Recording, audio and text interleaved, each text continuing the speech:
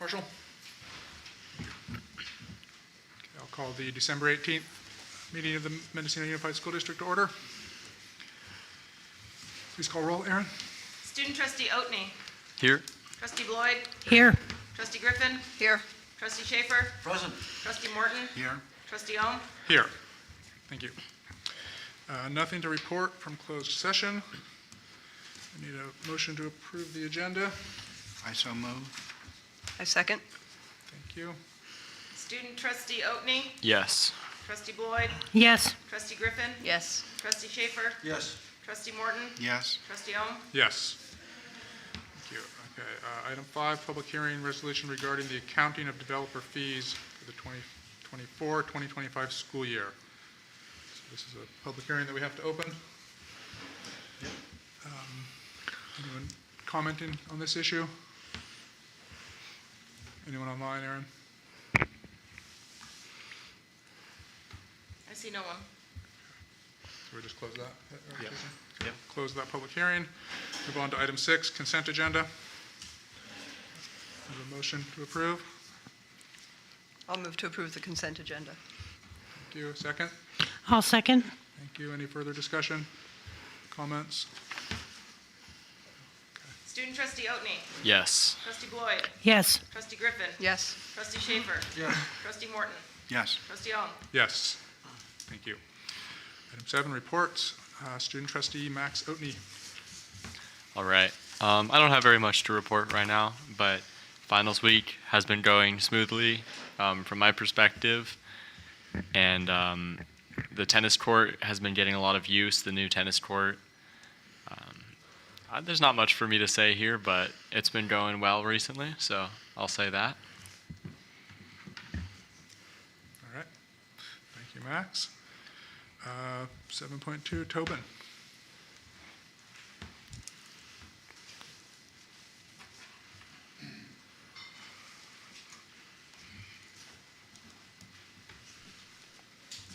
Max is being modest, so I'm going to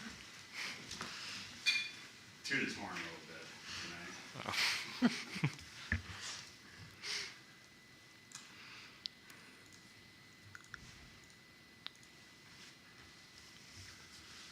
Right. So it's been a couple of months, so you guys have already heard about AE Week. You've seen the list of activities and whatnot, but we did launch that in November, and most students are placed in their trips, and that is going well. Lots of full trips, which is exciting. So everywhere from going to Mexico to Ashland to Yosemite, a lot of great trips. We just had our CTE Winter Showcase. You can see in the middle there, Max Oatney, Wolfgang Griffin's son. Eli providing live entertainment. They were outstanding. It really created a celebratory atmosphere at the CTE fair and fundraiser.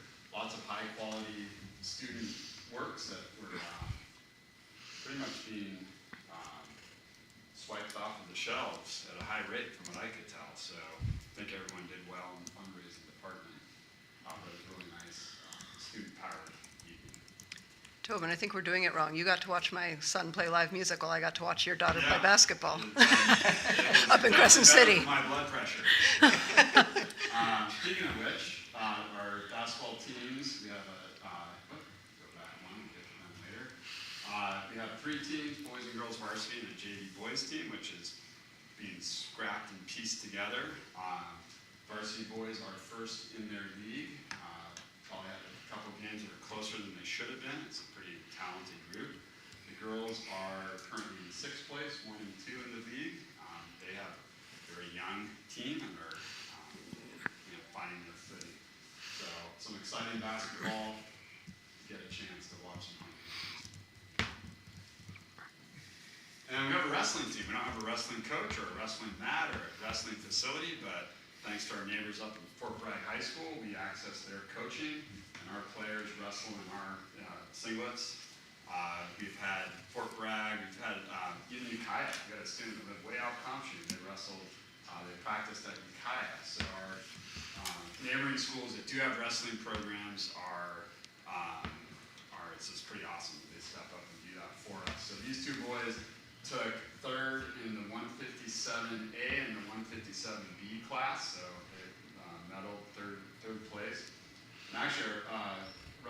last year was a girl, and she got a scholarship to go to college for that. So, you know, if a kid is going to go practice with another school, they're probably pretty motivated. They're probably going to do pretty well. So, congrats to Carter and to Tyler for that.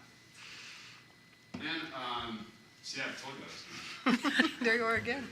So, I don't know if you guys know what while I'm in the middle of doing my day job, I go and I sort of be a teacher for a period with Francis Rutherford in the E-Lab.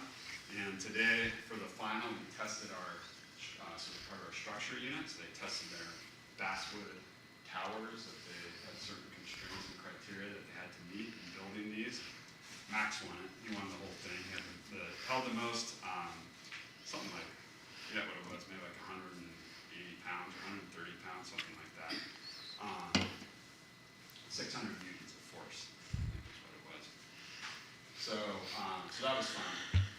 Students really, you make it a little bit competitive, it helps. Yeah.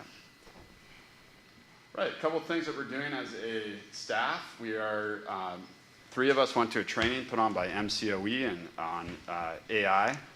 And the great thing about this training is it wasn't like, here's tools you can use or things you can do. It was looking at what is our responsibility as educators to inform and educate students on AI. So we adopted a pilot framework from AI EDU. It's an AI readiness framework. We were trained by MCOE. Those staff members then came and have been doing presentations to our staff. We've done 2 out of 3. We're going to do one in January. And then we'll take some content, some lessons, and pilot some lessons in the spring, just small things.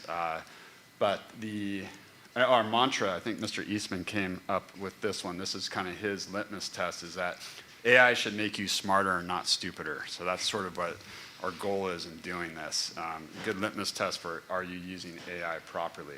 If you can do the next slide, it kind of shows what the framework is. There's 3 basic domains. One is you have to understand what it is, at least at a simple level. You need to be a critical thinker in terms of how you use it.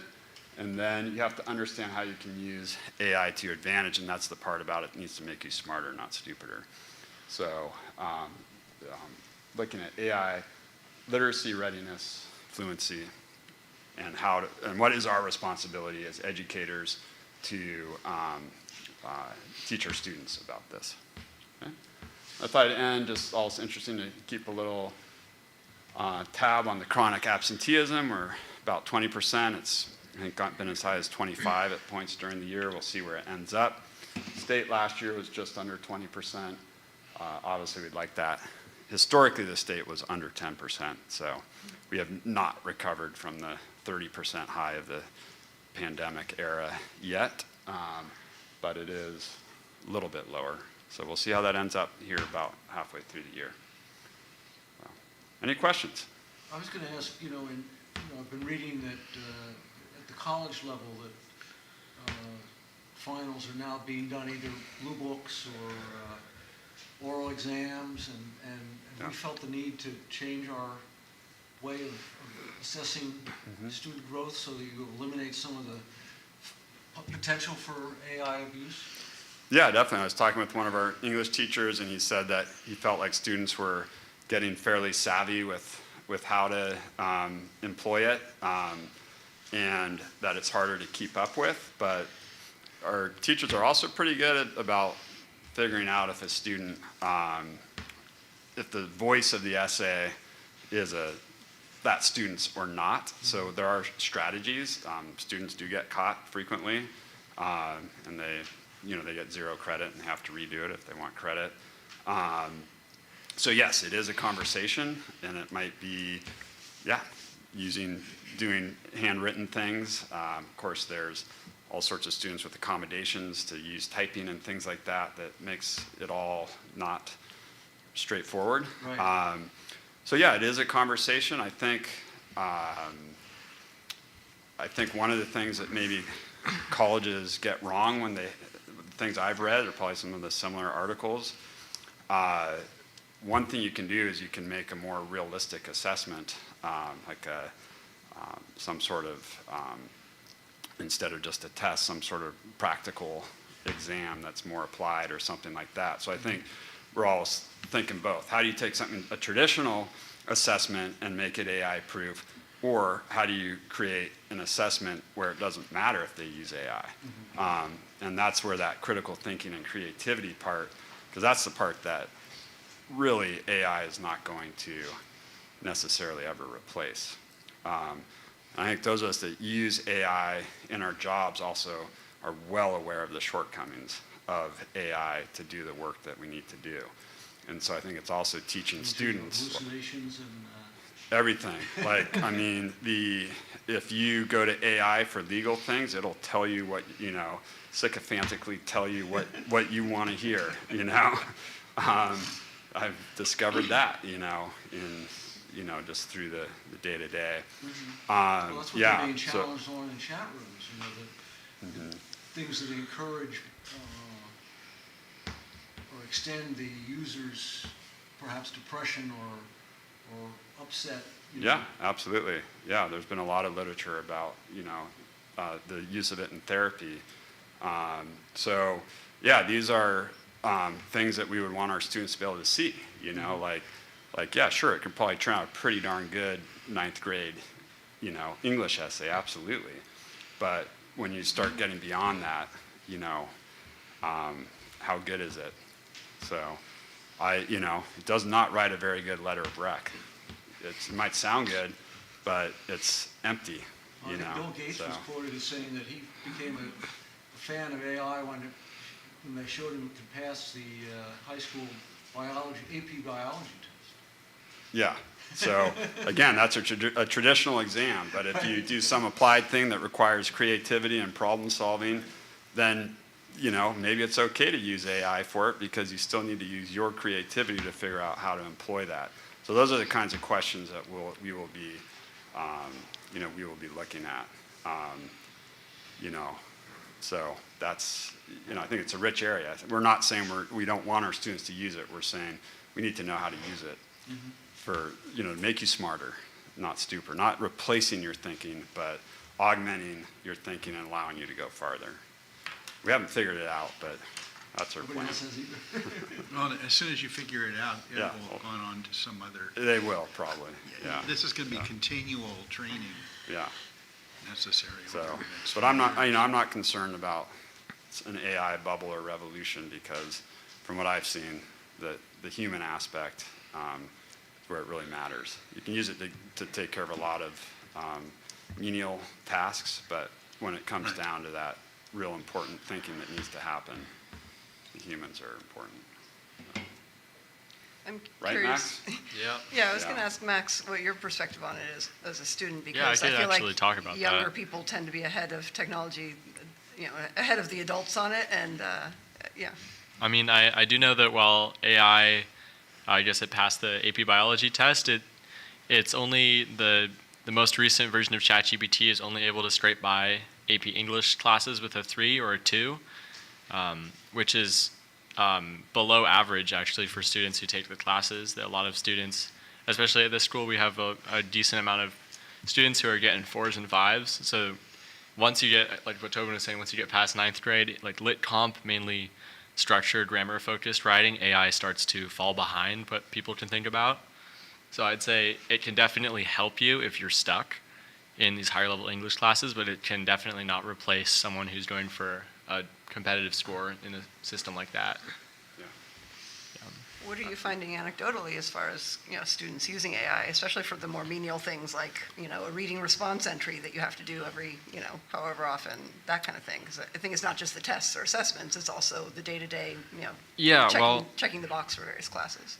It's like AI can definitely replace a lot of like menial tasks very easily, but again, teachers know that AI can crack that, and also they know that I know for a fact that a lot of people have Zero GPT and programs like that are trained to detect AI.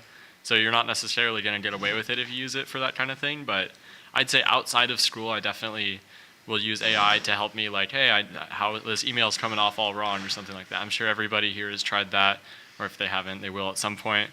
So yeah, I think AI can definitely help with like the little things. Yeah, it doesn't help you learn really by doing that, but I don't know.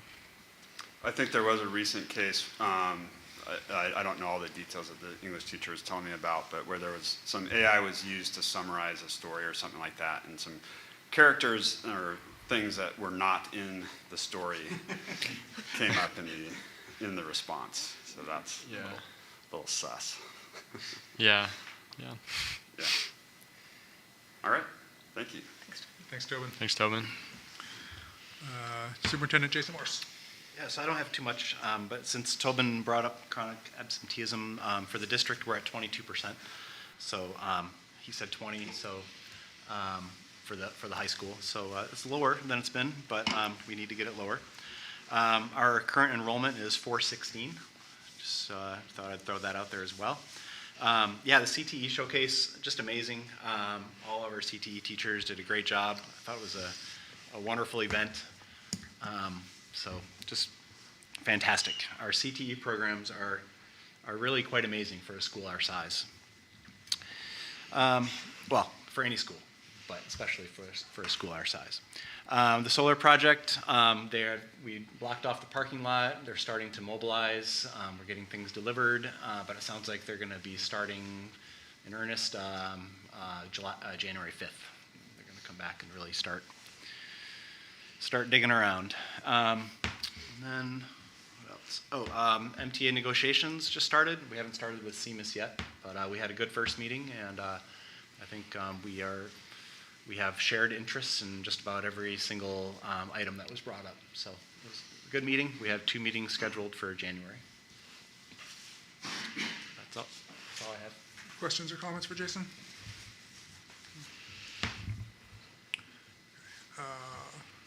Bargaining units, MUTA, do we have anyone? Josh, is he online? I see no one. No one, no one here for him. Anyone for CMUS? I see no one. 7.4, board trustee reports. Start down there at the end. I have nothing to report. I was in Crescent City last weekend for a middle school girls basketball tournament. That was a lot of fun. We faced some tough teams. We weren't able to win a game. We lost our last game by 2, so that was tough. But we had a really good time. It's possible I played at Crescent City when I was in middle school.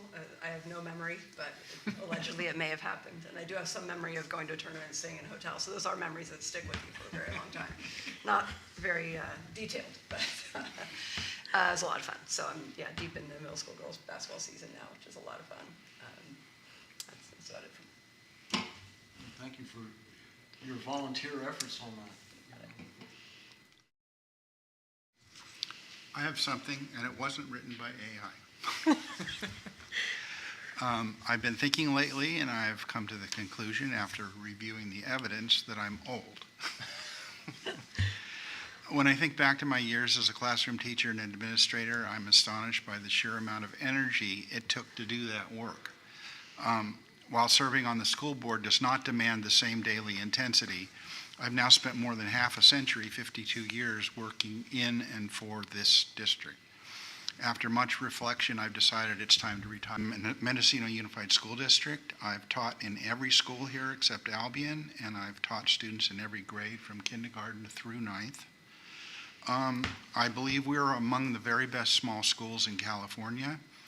One of our greatest strengths has always been our willingness to support thoughtful innovation in education, to try new ideas, to trust educators, and to see every student, with emphasis on the word see. Thank you. Thanks, Mark.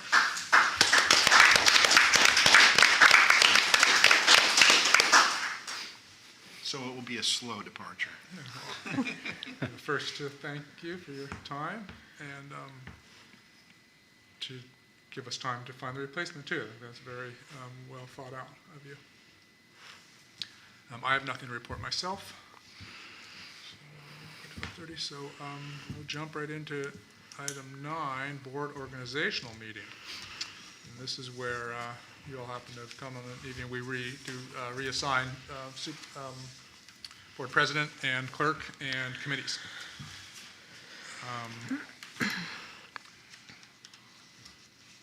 So, being that you're leaving in 6 months, I imagine you don't want to be president. I imagine I don't. That's very sneaky of you. Now I know why you did that today, Mark. See right through you. Which one of you was president? I was president last right year? before you. You were. So, Presumably takes me off the table at first. I would, I think I'm next in I would line, suggest you, yeah. and I would volunteer to do it again. Mia, are you interested in clerking? I can do that. Okay. Anyone else would like to make a motion, or? I have no objections, that's for sure. Okay. I will move to appoint Michael as president and Mia as clerk. I'll second. Please call. And should we include in that motion reappointing Jason as the secretary? Yeah, doesn't he have to do that no matter what? Do we have to? It's there in the agenda Okay. item, so. Sure. Same item. Yeah. Okay, 9.1.1. yes. Okay, I will second that with the amendment. Go ahead and please call, Aaron. Student trustee Otney, Yes. trustee Floyd, Yes. trustee Griffin, Yes. trustee Schaefer, Yes. trustee Morton, Yes. trustee Holm. Yes. Thank you. I think that becomes effective immediately. It does. As I recall, I was really shocked last time. Michael, do you want to change seats, or do you want me to just hand you No, this? Just pass me the Okay. gavel, and There you go. we can do it from here. Okay. All right. So the next item as part of this organizational meeting is selection of committee assignments. You know, we seem to have fewer committees since we no longer have the advisory committee for MCN, and we don't really have an active policy committee. We really just have the finance committee and the facilities committee. And seeing as there are 5 of us, and there are basically 4 permanent seats and 1 alternate, that's, each of us gets 1 choice. And, Just to point out that, I mean, you, president and clerk are automatically a part of our Right. agenda setting, so that is a commitment as well. right. So let's see. Who has seniority? I think, is it Mark or is it Mark. Winspear? Mark. First choice, Mark. Well, I'll be on it until summer. Right. Finance committee, I guess. I'll stay on facilities. Actually, I could be on the finance committee, and the alternate could take my place after summer. Or we could appoint whoever replaces you. in that Yeah. position. Oh, right. Assuming you find somebody, yes. I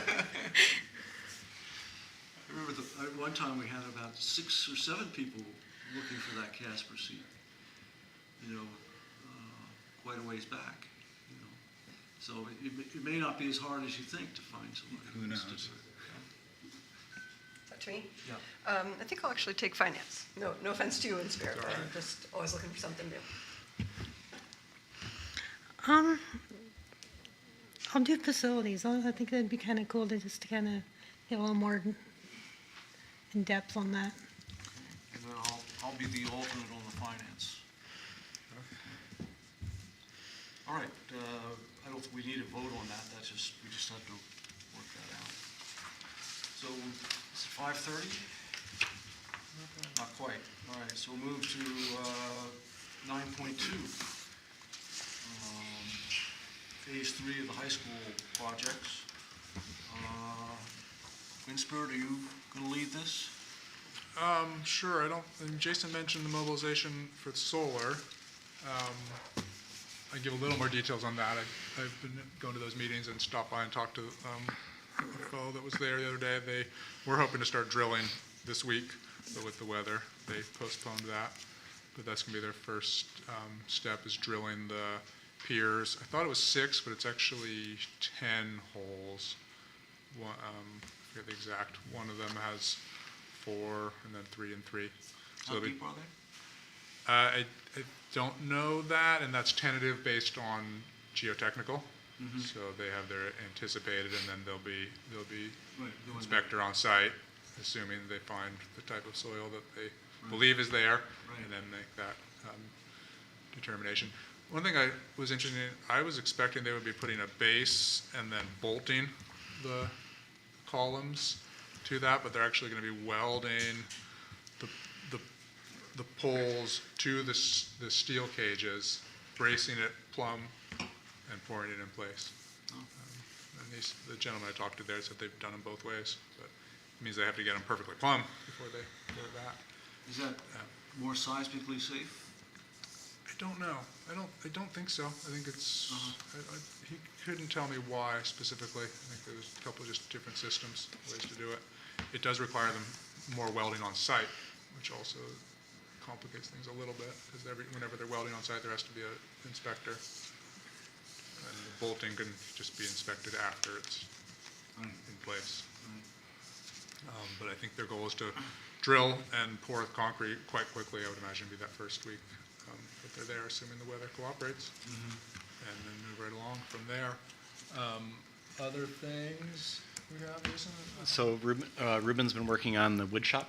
So he's replaced 3 windows that face the parking lot, and then the exterior door and an interior door. And he's going to be working on a custodial closet up near the gym during the rainy times. And I think he's going to get started on the window replacement as well at the band room, the band room building. So he's busy. The only other item that we haven't discussed for a bit, but hopefully we can bring back is getting the gazebo relocated and rebuilt. So I'm going to see if I can work with Jason and see if we can find a local contractor that might be interested. It's a fairly technical project. And we can get that done so it doesn't just sit there on the hill, becoming Gopher House. Is there any legal stuff about code on that thing, or, I mean, wasn't that an issue before or something? It was, I think, QKA couldn't work with it, I think, on our own. I think we can go ahead and do that, and hopefully not have any issues. Sorry. Go ahead. I was curious about if we have any insight into the future of construction on the tennis court would look like. I don't recall if there were plans to complete the fence or not. There are. So Yeah. he's going to do that probably in the spring. Okay. After the rain ends, and we're going to put either new fencing around the edge, or he's going to fix the fencing that's there, and just fix the wood. And so we have plans to make that look a lot better. Awesome. Yep. And remind me, Jason, we did receive the reimbursement grant? We did, From so- the OGAL's state program? Yeah, which is great news. We were anticipating, I believe, somewhere around 1.38 million. We received over 1.6 million. So just great news. Very rarely do we get good news like that. It was facilities hardship. It wasn't a grant. It was it had to do with the construction. It was a partial reimbursement for some of the bond money. I think it's essentially a state incentive for school districts to do bond funds to improve their school facilities by giving you some extra money if you get that kind of investment in the schools by the community. That's all I have, Mark. Okay, so that's it for 9.2. Let's see. Why don't we go to parent community comment? Items that are not on the agenda, but within the jurisdiction of this body may be addressed at this time. There are all sorts of caveats in terms of limits, but we tend to be pretty liberal about that unless there's a lot of people. But is there anybody here who wants to speak on something not on the agenda? And also, Come over to the microphone and then introduce yourself.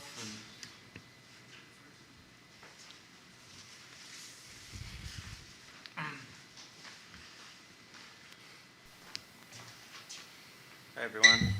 I'm Jake Barefoot. I was here at the Albion meeting in the springtime, and I wanted to follow up on some of the stuff that happened there. But before I get into that, I wanted to be one of the first to say thank you, Mark, for all the years of service. You were my typing teacher when I was in 5th grade. Yeah. And I was a really slow typer, and like you had like this cardboard box thing that you'd put on top of the people's hands that would cheat, and I always looked down, and I remember because of that, I'd learned to touch type, and I got like from 18 words per minute to 30 something, and it was good. I really appreciate that, and thanks for your service. So I have some prepared comments I'd like to read, if that's okay. So is this mostly in relation to item number 9.4, when we're talking about Friendship Park? Yeah. Then why don't we wait until that time, if you don't Oh, mind? I'm sorry. I didn't realize that we had that on the agenda. I thought it was open. Oh, I mean, I can come back up. yeah, come back to that one. Anybody have an item that's not on the agenda? Sure. Hello, everyone. David King, former student. Wife was a former student. Daughter was a student through the school. I have a company called Orca. I've been hired by a joint apprenticeship program in California that does apprenticeship for regenerative farming. One of the tasks I was given or contracted to do is to do a pre-apprenticeship program for basically students, mostly youth between 16, 20 years old. They learn regenerative farming. They get paid to work, $1,000 a month, 6-month program. So the companies that hired me basically wanted me to go around and do some feasibility studies of which particular communities could benefit from the funds coming in for these grants. Most of these grants tend to really support the schools that we're working with and trying to use these funds to get them into rural communities. During this time frame, I inspected a couple of schools around Mendocino County. When I came to this particular school, I'm very excited with what I've seen. Obviously, I've got the history here. Met a really nice instructor. During the inspection of the actual grounds, came across a variety of violations that can be considered very safety concerns.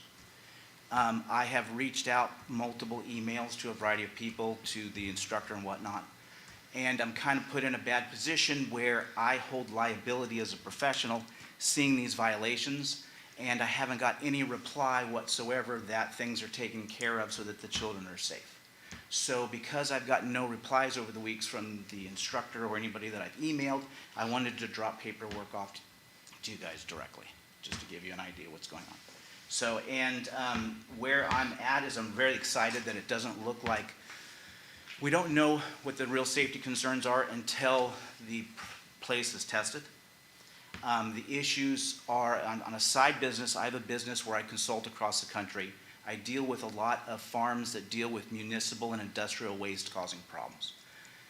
For about 2 years now, we've had a lot of farmers wiped out completely in Mendocino County because there's been a shift with state mandates for composting. So this shift has put far more industrial municipal items that are into the garbage system along with the organic matter. It's all mixed together, it's all sifted, and the state's been a bit behind on regulating what's inside of it. There hasn't been enough oversight on the actual composting companies that are doing it. We have a new contract in Mendocino County in addition to our previous one that is putting out what we would see as far lower quality. We have concerns with their levels and their biosolid levels and whatnot. So I've had farm collapses for 30 years in Mendocino County from industrial waste. I haven't seen this level of farm collapses where nothing grows.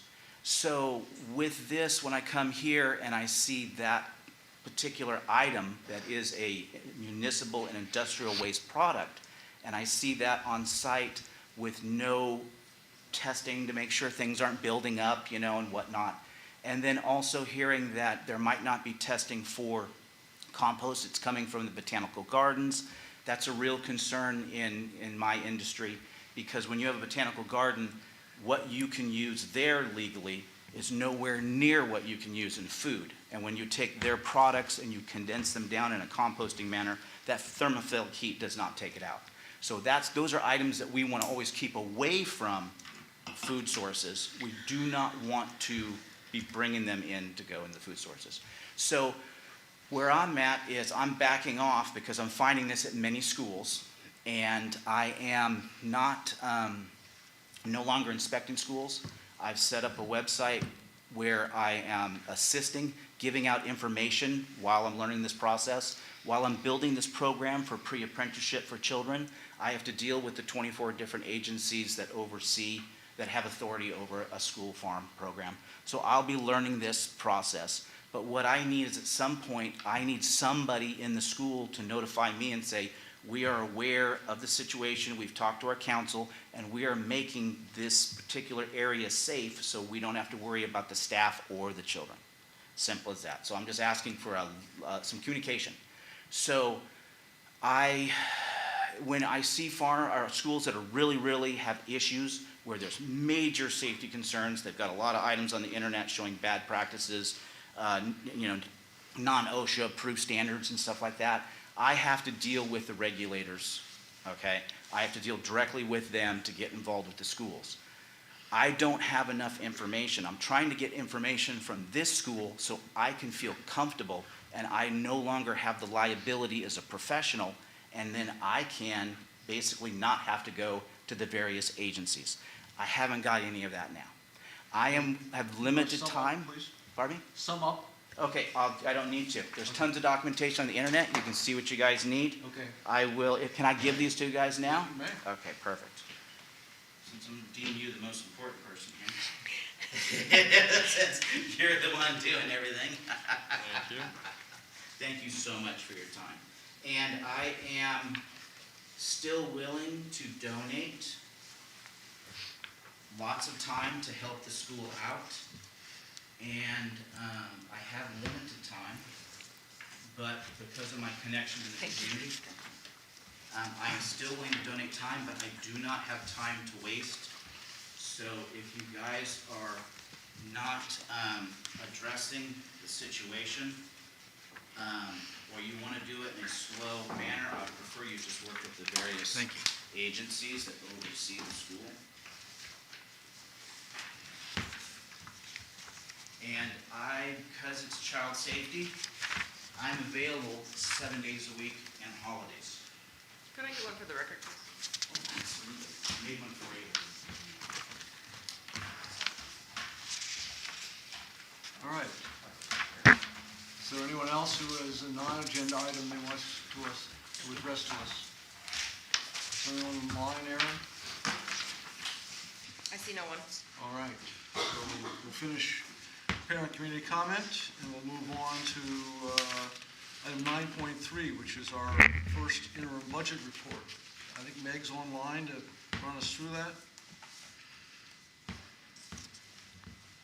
Hello.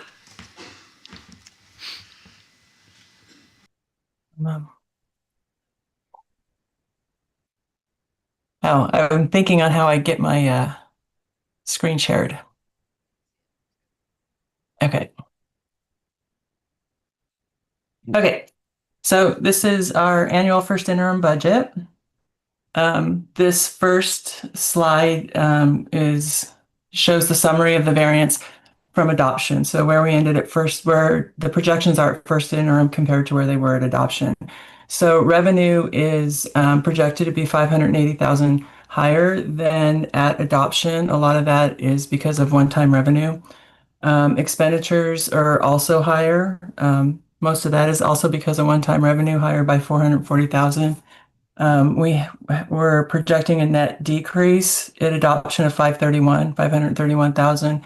And at first interim, the projected decrease deficit spending is 402,000. So the difference is we're better by 129,000. Our beginning balance, we had a big increase in the beginning balance at closing. So our beginning balance increased by 581,000. And so our ending fund balance increased as well by 710,000. We continue to have a decent size of restricted funding still that will eventually get spent down, and we can maintain our 4% required reserve for economic uncertainty, and then we have an unappropriated balance of 1.5 million. And so this slide shows revenue, where revenue is projected at first interim versus adoption.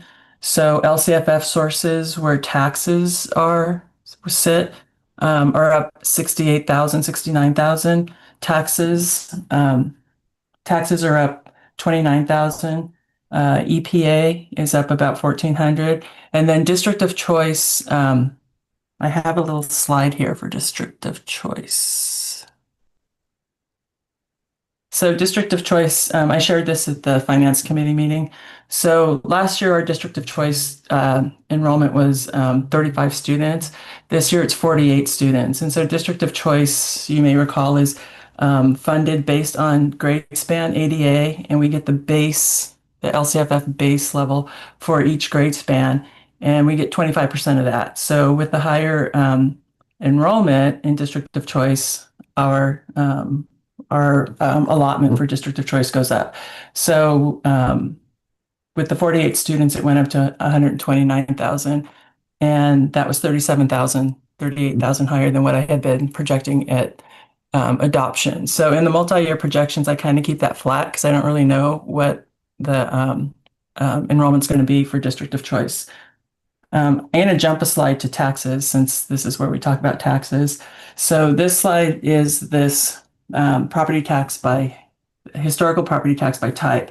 So this green section is what I estimated property taxes to be for current year +2.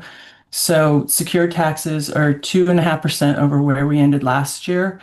And property taxes I held at 120, unsecured I held at 165. So total property tax is projected at 7,077,000.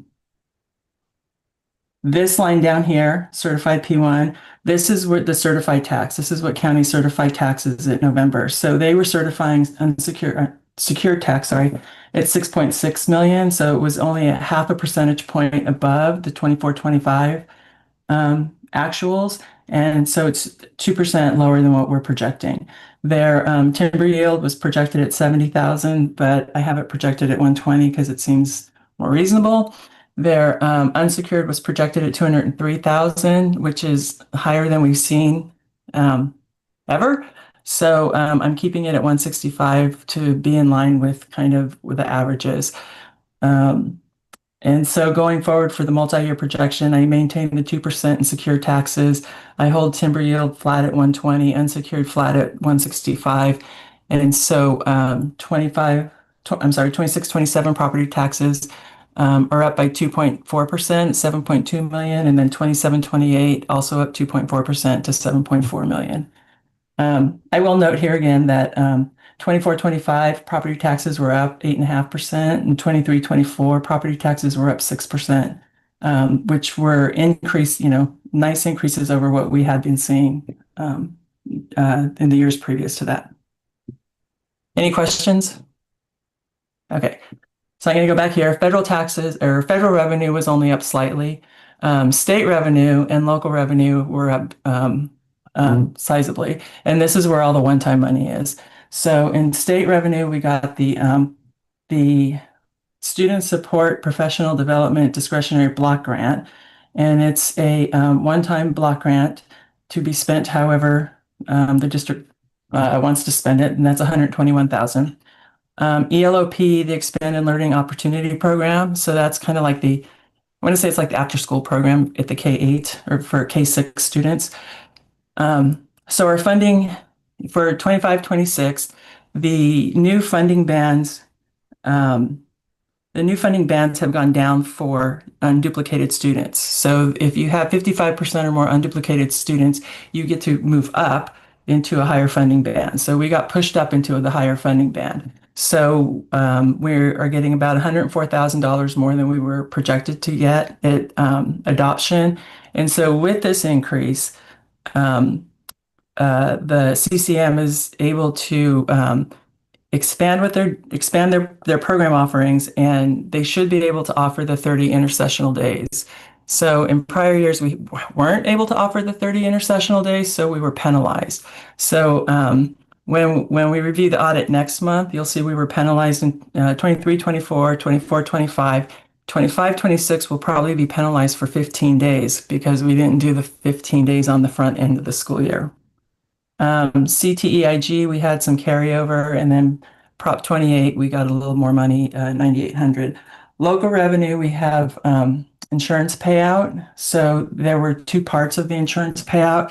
One part was from the bus accident rolling into the K-8 building. So it was payout to pay us off for the bus and to pay for the the reconstruction of the building. And then another part of the insurance payout was Signal, our workers' comp plan, paying out excess premiums. So that's one time. LCSSP is, I forget what it stands for, but it's from MCOE, and they're providing 12,700 for field trips. We're splitting it, part at the K-8, part at high school. Muse has donated 39,000, part for the tennis court upgrade, and partly for K-8 music program. The Cummings Foundation donated 13,300 for athletics. Mendocino Coast Rec and Parks Department donated 20,000 for the tennis court rehabilitation. And then we have MCN rent and utilities at about 34,000. And then this fair market value, this is just an accounting entry that is based on the value of our cash holdings or the value of our investments at the county. SPED is about 14,000 increase. So this slide goes over expenditures, where we were at adoption and where we are projected at first interim. Certificated salaries were adjusted just for placement. Classified salaries, we increased the classified retirement crossover. So we had in the budget, hopefully to have a business manager to replace me beginning in April, but we moved that up to February. So hopefully we can find somebody. And so that's what that is. And then we had some other placement adjustments in classified staff of 14,500. The benefits are down in the budget. There's this OPEB. We had this OPEB amount budgeted. So after reviewing it, it was much higher than it needed to be. It was, $41,000 higher than it needed to be. So that came out. And then the certificate and classified, it was, just kind of changes in health insurance and the PERS and STIRS contributions in some things that I had over budgeted. So those came down. Books and supplies, these are one-time things. So we have more curriculum. We're spending more on curriculum this year than I had projected. And then the one-time donations for supplies and equipment, some of the sports equipment are in this category. So that was 43,700. And then the services and operations, the insurance payout is partly in services and operations and also partly in capital outlay. Utilities and repairs were projected higher by 20,000. ELOP, this is spending the new ELOP money. We had some increases to our MOUs with MCOE for special ed services by 61,000. Here's the Muse K-8 music program, the LCSSP field trips, and just kind of other stuff in services and operations. Capital outlay was up 196,000. Again, insurance payout, the Muse or the tennis court rehabilitation, and then this part is we have one more electric bus sitting out there that is still needing to come to us, and our share of that the grant's not paying is about 34,000. So in all, our expenditures are up 451,000 or 4% from adoption. So this is our multi-year projection. So we have, as I said, secure tax set up to 2.5%, and then other taxes are flat. District of choice is maintained at the 25, 26 level, and we continue to transfer 50,000 to deferred maintenance. For all of the other revenues, federal, state, and local, I reduced for one-time items and then increased by 1% each successive year. And then for salaries and benefits, I reduced for one time the retirement crossover. I put in an annual step and column for each year, and then adjust benefits in line with salaries.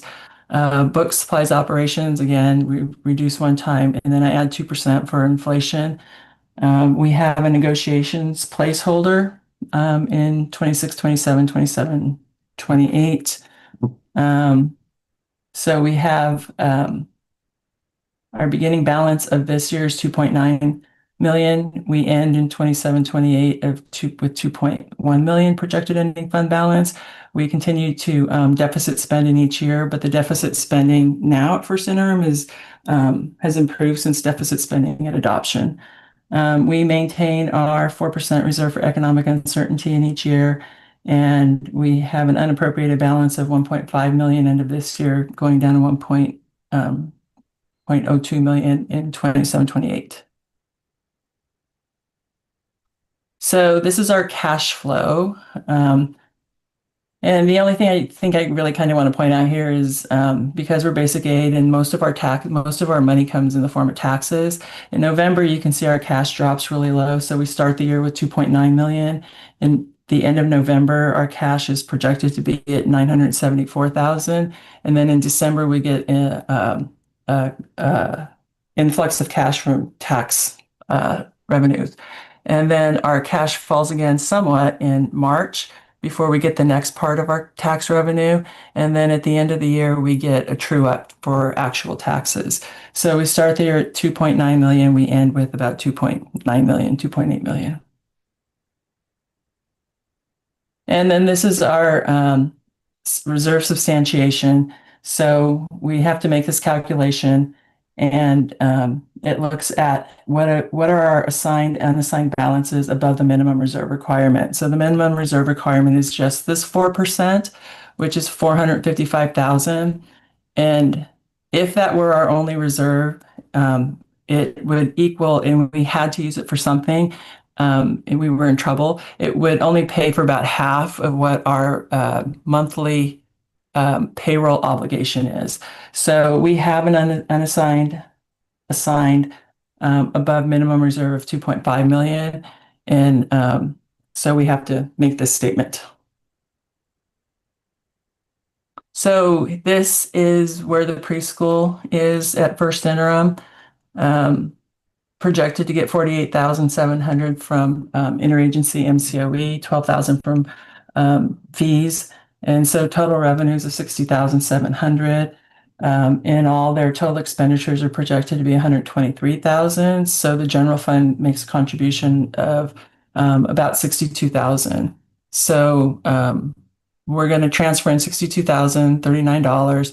They had a beginning balance of 2,151, and we will end the year with 1,600. The 1,600 is set aside for the TIDES grant. The TIDES grant was money, I think it was a $5,000 grant that was received 4 or 5 years ago.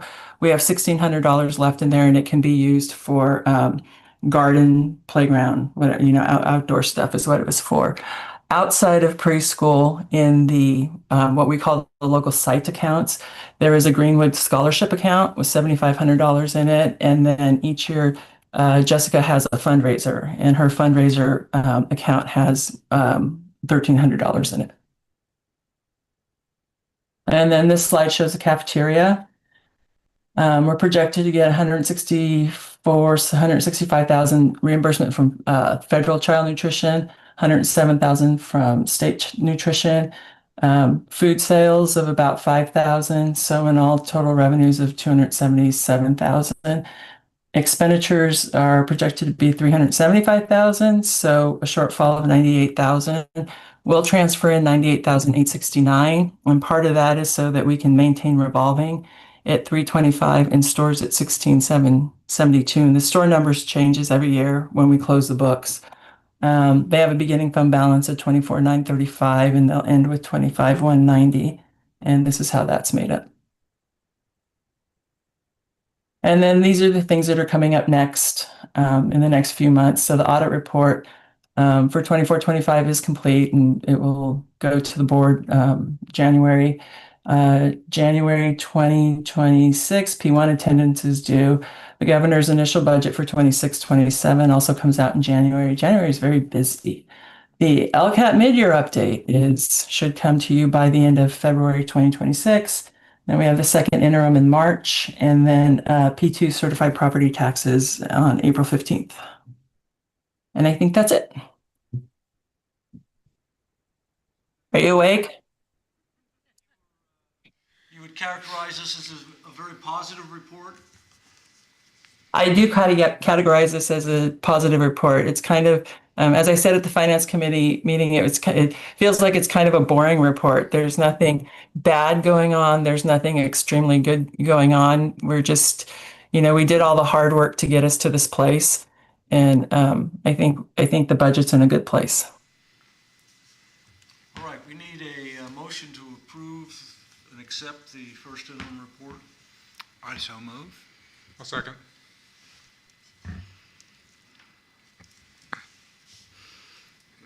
Aaron, would you call the roll, please? Student trustee Oatney, Yes. trustee Floyd, Yes. trustee Griffin, Yes. trustee Schaefer, Yes. trustee Morton, Yes. trustee Ong. Yes. Thanks so much, Meg. That was great. Okay. You're welcome. Thank you. 9.4 is a discussion on Friendship Park.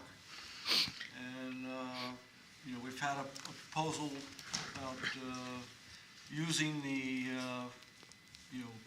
field for baseball, and then we sort of referred that back to see what kind of agreement the parties could reach. And from the emails I've received, we haven't succeeded in finding that agreement. Did you want to give us a little more detail, Winsper? Emily's going to go ahead and start, and then I'll fill in if she misses anything. Yeah, which I'm sure I will. Winsper and I, as the Facilities Committee, agreed to bring this onto the agenda so that we could have an open public discussion about it as a board and with the community, since there's plenty of community interest. We don't intend for it to be an item that has any decision made tonight. We view it as a discussion item, just so everybody understands that. I just will spend a couple minutes setting the table, making sure we're all on the same page, and I think it'll be helpful for discussion going forward and updating the board as to what Winsper and I have learned over the past few months. This first came up at our Albion meeting a few months ago with a proposal from the Friendship Park Legacy Foundation to use Friendship Park for baseball pretty much year-round. It was discussed there. At that point, the board recommended that the Legacy Foundation have discussions with the Community Center of Mendocino, CCM, directly, and try to see if they can work out a way to allow for the baseball program that the Legacy Foundation wanted to run at Friendship Park, as well as all the programs that CCM currently operates at Friendship Park. I want to start just by saying I think we're all on the same page here, and we're all here, and I'm really glad to see so many people here because we all really care about our community, we care about our children, and we want them all to have opportunities to do all the various things that are available on the CCM property, whether it be baseball or any other activities that might occur or do occur there. So thank you guys for your interest, and I just want to start by saying, I think that we all have the same interests at heart in this community. So thank you for being so passionate about it. I think where we're at this point is, we have received several letters from community. I think we received, I kind of took a little note, and we received at least 6 letters from people supporting the Legacy Foundation. We received at least 4 more letters from people supporting the revitalization and improvement of Friendship Park generally for baseball. Received another 4 letters from people who were not supportive of the Legacy Foundation, but supportive of improving the facilities there and supportive of CCM and their efforts. So, across the board, a lot of interest and community efforts that we've all received letters of, and I thank you for those as well. At this point, I think essentially what's happening is we have a lease with CCM through June of 2027, which leases the entire property to CCM. That's the old grammar school building and all of the outdoor facilities of the entire block, including Friendship Park and all of those facilities. CCM leases it from the district for $100 a month. And they run after-school programs that are very valuable to the district and all the students, and especially in recent years because of the Expanded Learning Opportunities Program. It's a new grant program that allows us to provide very affordable or no-cost after-school programming for children in our community. That program has only gotten stronger and has supported our low-income students for free or almost no cost, which is a huge benefit to the district, obviously. In addition to that, CCM leases the facility or grants, use requests for various facilities at the site, including anything from weddings inside the building to Little League on the baseball field to the circus when they're in town, and all those things have been going on for years. They receive thousands of dollars in revenue from that, and that helps support all of their programs. That's after-school programs, summer camp programs, all of that kind of thing. So that's sort of where we're at. And then we have a proposal from the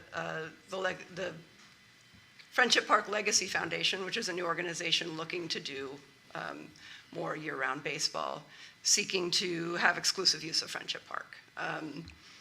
That's something we've had meetings with the Legacy Foundation folks about and with CCM about, all in one room and separately, and had lots of discussions. I think where we're at as a board, and I can only speak for Winspirit and I as a facilities committee, at this point is that the proposal from the Legacy Foundation that CCM has declined to accept at this point is not one that we think that CCM should accept, and we're not pressuring them to accept it. It seeks exclusive use of Friendship Park solely for that program by doing a sublease that would be exclusive to the Legacy Foundation for a $1 yearly rent, and it would not, while it has some provisions for potentially allowing the circus to rent the park, it would be at the Legacy Foundation's sole discretion based on availability, which doesn't promise the circus future use of the park. I should state at this point, the circus already does have a lease in place with CCM for the 2026 season. So in our view, it's an organization that wants to come in and take exclusive use of a community resource and a public school district facility. And we don't think that's the best use of the property at this point. And we continue to support CCM and believe that CCM already has a facility use program in place. And we encourage any community organization who wants to use the space to go through that regular facility use process and ask for the use of the facility for the periods of time that they want it. We've been doing that with Coast View Soccer League and Little League and the Mendocino County Soccer Academy and Pickleball and MCRPD and all of these community organizations for many years with very little problems. So that, in our view, is the way to proceed going forward, is to continue to allow that standard facility use process to continue. In addition, having all this renewed energy for the park and the need for, we will be the first ones to admit the park needs work. The maintenance has not been where it should be for many years. We all know that, right? It's just a fact.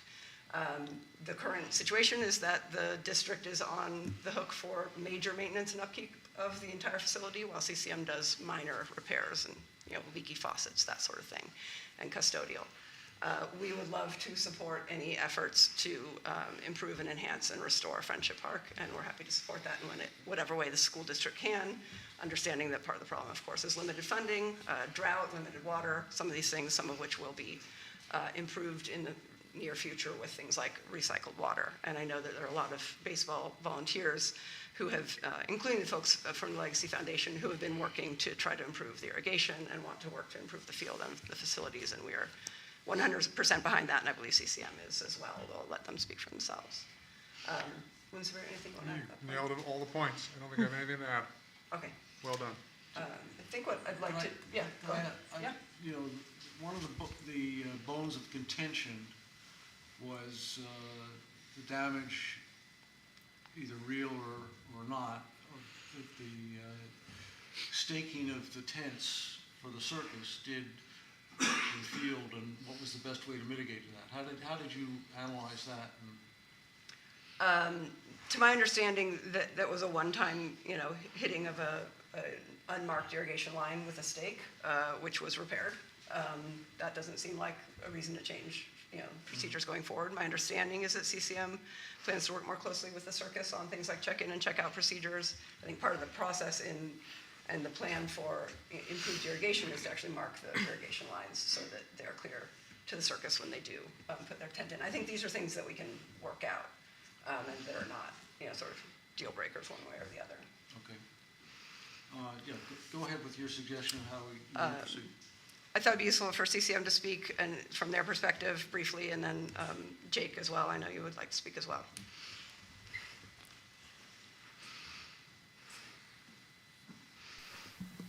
Someone's very tall. Or does it just stay that way? Look what Max is good at everything. It's another person. Thank you. No, really short. I'm Callie Dim. I'm the president of the board of the Community Center of Mendocino. I do want to echo Emily's sentiments. This is so exciting that there's all this renewed energy around Friendship Park. I mean, it's just fantastic, and that is definitely a win. No matter, how we get there to do this, we're going to do it together, and that is great. Is it a secret about the water system and the sprinkler? Is it what? Stuff? Is it a secret about the? No. Okay, so good news. I think everybody knows that the irrigation water is going to be available to the park within a couple years. What was news to me is that in the grant that the City Services District got included money to redo the sprinkler system in the park. So that's going to get all done in the next couple of years as well. So that is just fantastic. The district asked us to talk a little bit about some of the issues and concerns that have been going around on Facebook. One of them was why we didn't sign the lease with the Legacy Foundation. I think Emily did a good job of that already, so I won't duplicate that. It's either we've been seen as a bit of obstructionists. Nobody joins a community center board with seeking world domination. I don't know what to say about that. We have welcomed work on the park. We will sign a facility agreement with just about anybody, and we work with a lot of groups. Some of them are going to talk tonight, so I won't bore you, but we have a lot of different kinds of agreements with both formal and informal groups and individuals, and we see that continuing. The circus contract is more robust than any of our others. It's actually their contract that they use probably all over the world. I mean, they have traveled and performed internationally. It used to include more stringent check-in and check-out procedures, mostly around the sprinkler system. The district didn't know where the irrigation system was, so it just kind of fell off of the contract. We are very much hoping to put that back on. There's some other little pain points in there, refilling the tent stake holes and things that the circus does routinely every place else that they put up their tent. So the sporting greens and circus tents peacefully coexist all over the planet. I'm pretty sure we can do it here as well. Check-in, check-out procedures, we do have them. We are always open to ideas on something that we're missing. So please let us know if there are. There's brush in the outfield that we had to clear because of the district's insurance policy. We had to clear brush from around the building. We were told to put it there. We are in the process of getting a burn permit to take care of it. The dog park folks take care of their own brush, so if there's a pickup enthusiast or a pyrotechnic that wants to come burn the brush, come join us. We are always here to open to questions and concerns. Complaining on social media probably isn't the best way to get things done. We're here, we're a community, we work together, it's what we do, so come talk with us. Short-term plan, more good news. Between the district and us, we have over $23,000 to start work on the park. We would like to start with the bigger infrastructure things that are harder to do. We will be assessing the needs of the park and holding a community meeting once we have more information, so stay tuned on that. Going forward with Friendship Park, we understand that once the sprinkler system and the water and all that is in a couple years, the district might want to revisit the use of the park. They might want to restrict what happens there, and we are 100% open to that. Until then, we're a community center. We're going to advocate for community access. But with Friendship Park in particular, between now and then, we don't have a set formula in mind of how we're going to proceed. Maybe some people in this room join our board or join a subcommittee. Maybe it just remains informal facility agreement. Maybe we do end up subleasing with the group that plays well in the sandbox. That we're open to any arrangement. Again, the good news is everyone is on the side of Friendship Park. There are a lot of paths to see it vibrant again, and we're looking forward to working with everyone to get there. Thanks, Callie. You want to take over? That's fine. No, I was just saying, So do you think we should alternate? I think Jake, Yeah. I think we let Jake Yeah. speak, yeah, then we can go to the public comment. Is that Yeah. good? I have some prepared comments that I want to read, but before I get into that, I just want to explain something, because it seems like there's a major misunderstanding here. This all started with safety, and this controlling access, the only thing that CCM has is a very small amount of responsibilities there in regards to the garbage, the cleaning the bathrooms, and checking people in and out and dealing with the rentals.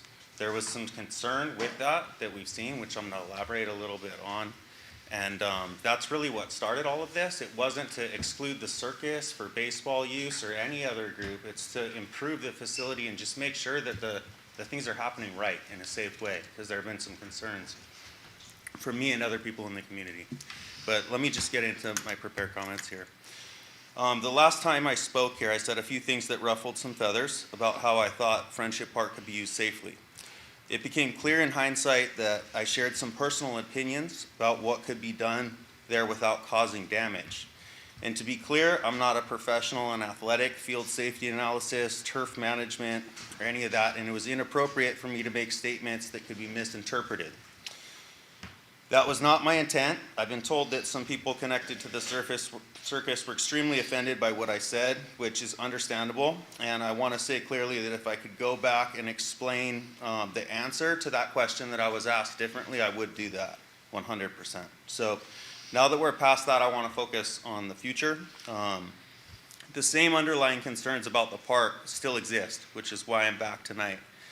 And the fundamental questions that was brought up last spring that still hasn't been clearly answered.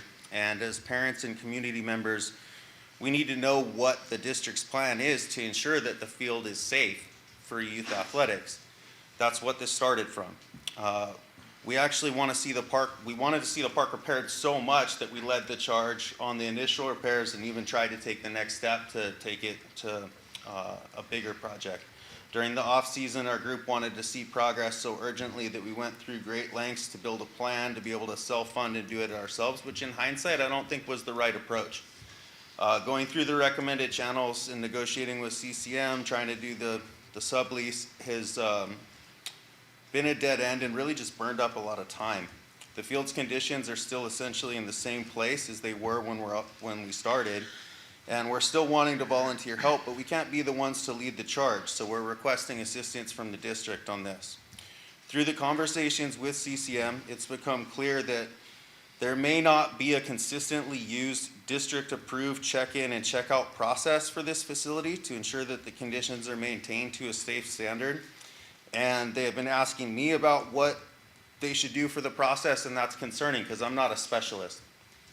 If those procedures exist, myself and other people in the community would appreciate clarity on what they are, and if they don't, it seems like something that should be developed by a field safety professional and then reviewed and approved by the district. I want to be on the record about this and say that I think that safety has to be prioritized at this facility. There has been a lot of uncertainty and speculation in the community about the condition of the field and what safe means. And I think that's been where a lot of the issues have been happening here. The definition of a safe field shouldn't be a matter of opinion. The cleanest way to remove opinions and speculation from that conversation is to bring in an independent, non-biased, third-party field and turf specialist to assess the current conditions, establish clear safety standards, and recommend the best professional practices moving forward. That assessment should also address how events like the circus can operate at the park without compromising turf safety. I think everyone at the circus is very willing to go through whatever protocol that they're given. It just needs to be clear to them.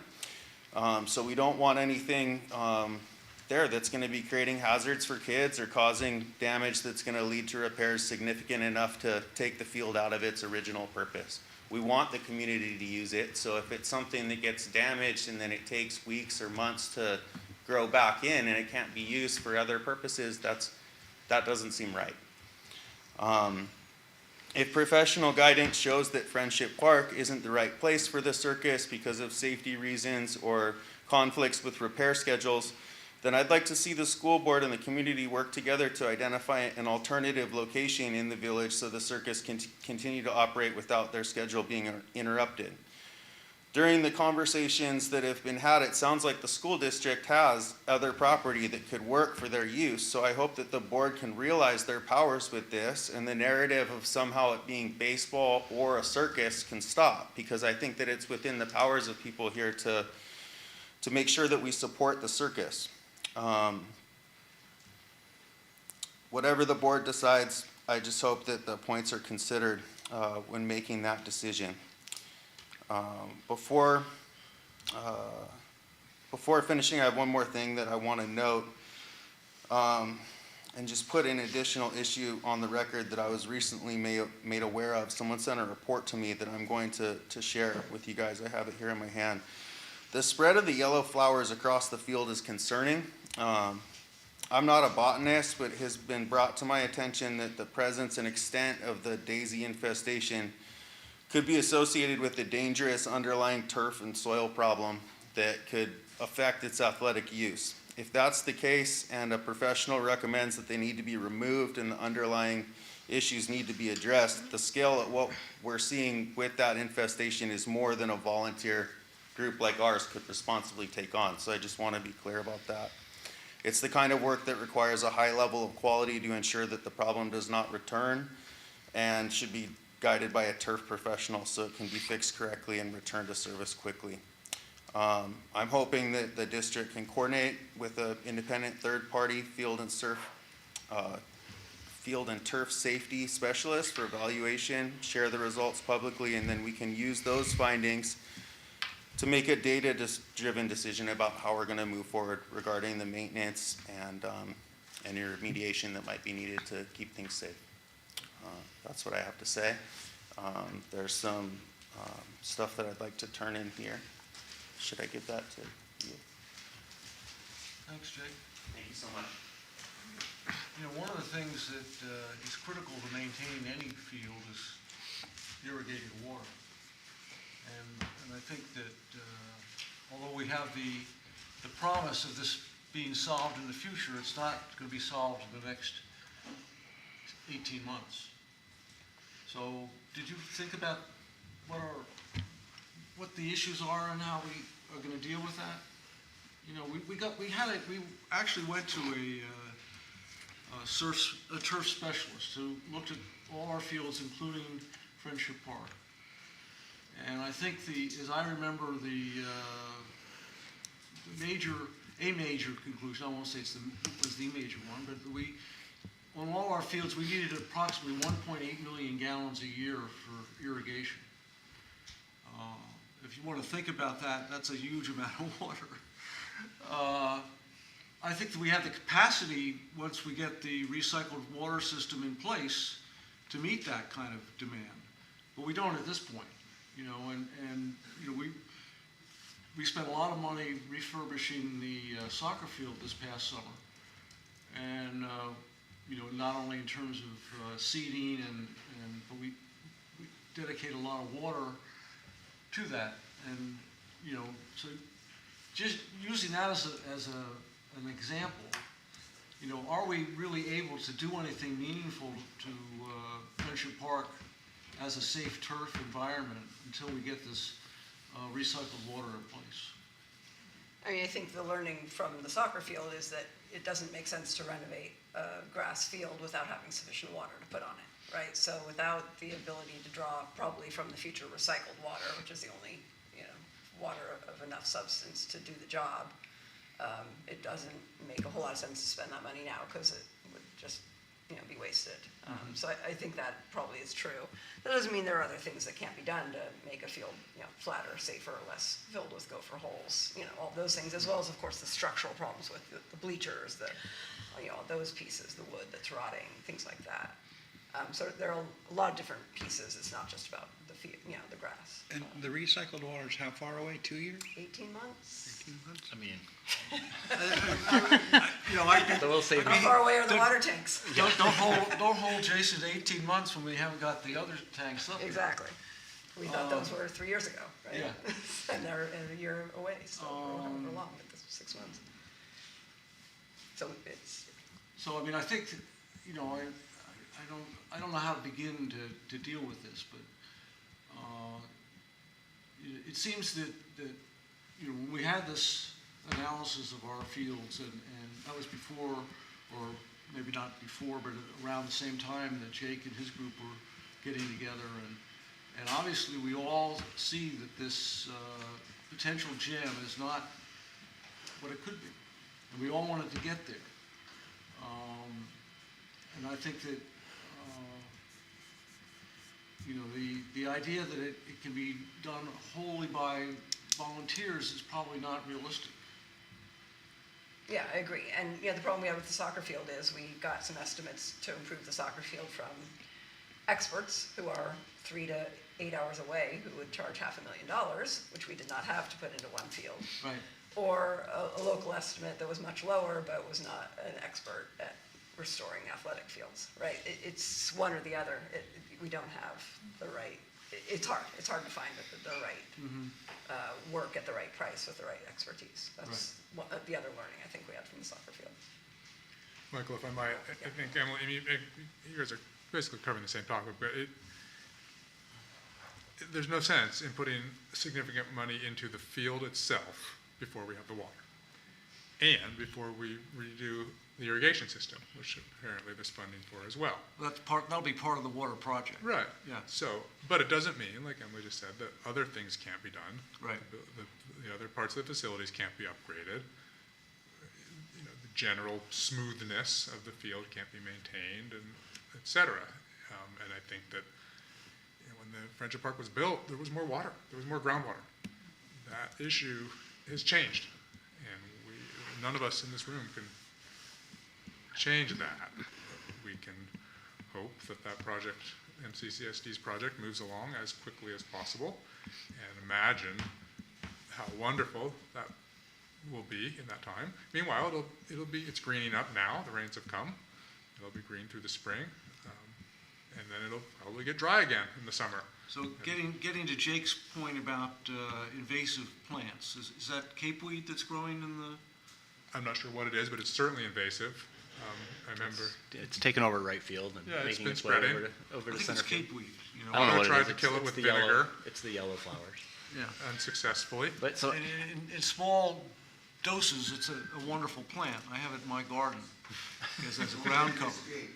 But if it gets out, it's like bamboo. It just grows and grows, and it becomes almost impossible to eradicate without taking the whole field out and returfing. And that is the advice we got from the expert, and I'm sure we could share that with, CCM, with anyone who's interested, is it's probably best to start from scratch, given the current condition of the grass in Well, particular. And that To would put be new expensive. irrigation, you pretty much are going to rip all the field up anyway, right? A lot of trenches. Depends. There could be a beautiful field, and I think you could redo the irrigation, and you could restore it relatively quickly, because you're just doing a lot of little thin trenches. But I don't know, but my inkling is it wouldn't make sense to go in there and scrape all that invasive off unless you were prepared to seed and water. For sure, right. And we aren't. But I mean, at the K-8 school, we had another not very successful effort to build a good field for athletics for children. I think, I can't remember how many hundreds of thousands of dollars we spent on that field, but it was in excess of $750,000. And we had problems with the way the material was stored before it was graded. and we had problems with the way it was seated. But I mean, you'd say, I would say now that it is not an exemplary field. No? So we don't have a good track record. But I get frustrated, and I feel the frustration of various people who look at that little area that was created with such hope and joy, years ago, and how do we get back to it? And I think that we really almost have to think without preconceptions of what the ownership of it is, or the doing of it, but first try to come up with a good plan that makes sense with a timeline to get it to actually work, or to say, we know we're not going to get the field in this kind of shape, but here's what we want to spend X amount of dollars on to make it usable for this coming year. Well, so can I just clarify that the field is usable. I mean, it's not a great baseball field, but the Little League has done a great job over the last couple of years in creating work parties, and baseball happens in the spring, and we have rain, and we have tons of rainouts in the spring. Practices get rained out, and so, I mean, through the time that Little League is using the field through May, it's not horrible. I mean, to be honest with you, I mean, I've coached games on that field. It's not great, but it's a usable field. And I got to say, it's been great that Little League puts that energy in each year. And so, I mean, last year they had it looking beautiful. They really did. So I think that's what we have to just do until this water project comes online. So the money that CCM mentioned, Right. So, where's that from, and what is it for? I don't know where they got it, but what I think we are looking at doing to work to the bleachers, to the dugout, to the actual structures there. That's what I'm thinking, that if I remember. I believe the 3,000 plus is from a community foundation grant that Chris Puter got, and then the 20,000 is a restricted donation to CCM for Friendship Park. Oh, okay. From a donor. All right. And we talked Yeah, about it's a good start, yeah. for sure. Yeah.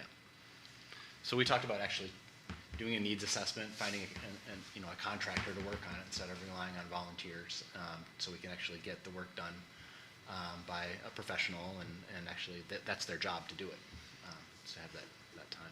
So are you taking the lead on that? No. Who's taking the lead on that? Well, I mean, I think CCM CCM, is. that's What? their money. CCM. It's their money. So and CCM's taking the yeah, lead on it? we only have about $2,300 left in our grant that we received. Okay. So I wouldn't be opposed to budgeting this amount of our Phase 3 money if the need arose, personally, to match them, possibly. But Or to I match think- a larger campaign. Yeah, to or to restore match Friendship campaign. Park. I think some assessment needs to be done prior to proposing that. Okay, so maybe, is there anybody else on the board who wants to speak at this point? I would just make a short comment to everybody, which is just to ask everyone to be aware that this is a tiny, tiny school district with 415 kids and a huge, monstrous set of sites for this tiny, tiny school district. And what gets accomplished in Greenwood, Comshy, the water system up there, Friendship Park, CCM, a new high school, et cetera, a new elementary school, et cetera, et cetera, et cetera, is a miracle. It's amazing what this district has done and is able to do. At the same time, we are stretched, and our first focus is on the education of those 415 kids. And yes, baseball is part of their education, please. But just for everybody to be aware how thinly the school district is stretched in terms of maintenance and trying to hold the system together and hire enough teachers and pay them a decent salary. We get a lot done, but there is a problem there with size. Just to be aware of that when you're communicating with other people, just to know that a lot of people are putting a lot of effort in, and it's a tiny school district. Can I just add something to that, Mark? Which Yeah. is, as our school district population shrinks, we have to keep thinking about what we need to do to right-size things. So Yeah. the way I think about it is we can't have both and. It sometimes has to be either or. Yeah. Right now, we have 3 baseball fields, but we don't have a baseball team. Right? We have a lacrosse/football field, but we don't have a lacrosse or a football team. The only outdoor sport we have that uses a field is soccer, so that's why we focus our energies on the soccer field. We don't really need 3 baseball fields in this town, I don't think, personally. We don't use 2 of them at least. So, right, so maybe we can afford to upkeep 1 well, but we can't afford to, nor should we, upkeep 3 baseball fields in this town when we're not even fully using 1 of them. So that's the way I think about it. I would like the K-8 field to be better, because that's where the vast majority of our children are. And they are out there running on it every single day at recess and lunch. And it is not in as good a shape as the soccer field. It is similarly as bad as Friendship Park, especially when it's dry and hard in the fall. So we have a lot of competing, and we have 1 groundskeeper to do all of this work. So it's also, yeah, we would love to take care of this. Part of it is also, if we restore something into a beautiful shape, we need to have a plan to maintain it and keep it in that shape. Otherwise, we're throwing money down the drain again, right? So, Michael? sure. If I might, as a segue to the public comment, neither Blaze nor David, who run Flint Creek Circus, could be here because they have a circus they're set up down in Central California. I spoke with both of them a couple nights ago, and I told Blaze that I would read her letter.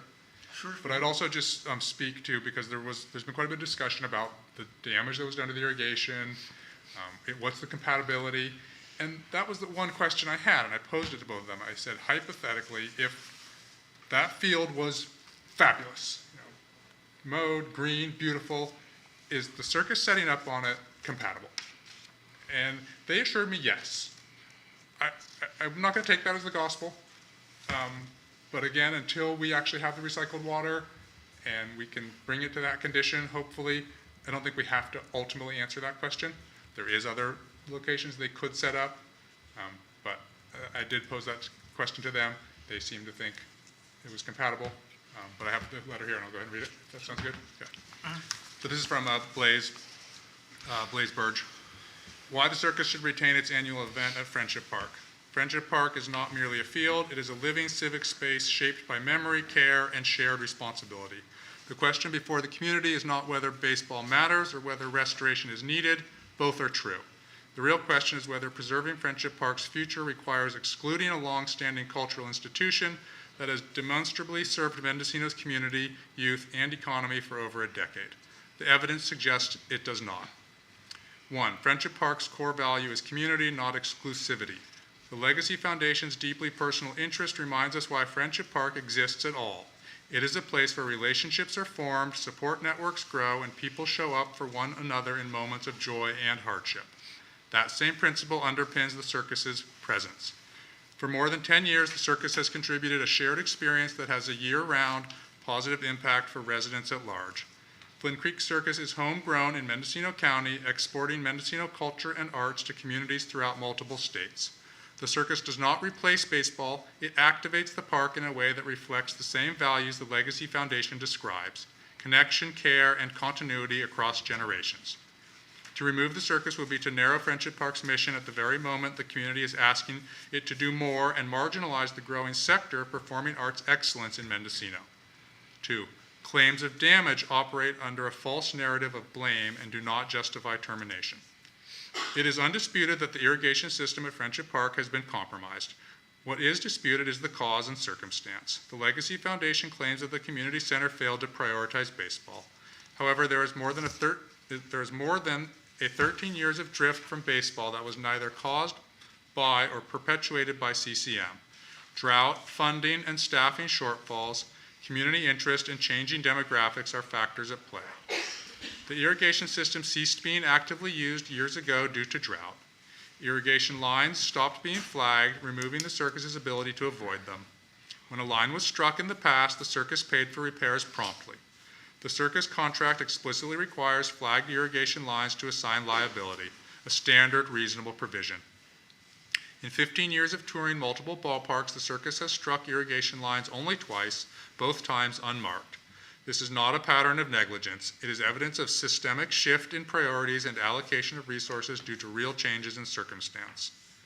Reestablishing clear check-in, check-out procedures, documentation, and marking systems would remedy this going forward. The Legacy Foundation wants to bring baseball back into focus. This can be done without sacrificing the current events at the park.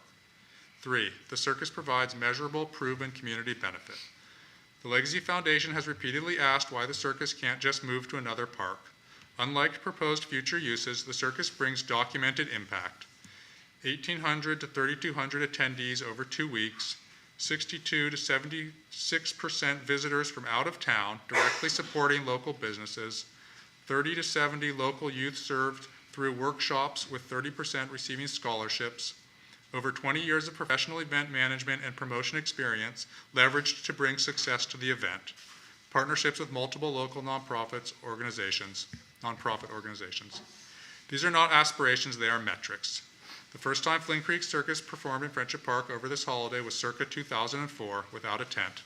The circus has become a July 4th tradition that many families plan their visits around. Removing it risks immediate economic and cultural loss in exchange for speculative future gains. 4, restoration and the circus are not mutually exclusive. Both parties repeatedly state a shared goal: restoration, accountability, and respect for Friendship Park. The circus has explicitly agreed to avoid marked irrigation, pay for any verified damage it causes, reduce vehicle impact, collaborate on protective measures such as weight distribution, ground protection, or fixed stake solutions, participate in solution-oriented dialogue. This is cooperation. 5, removing the circus risks replacing collaboration with division.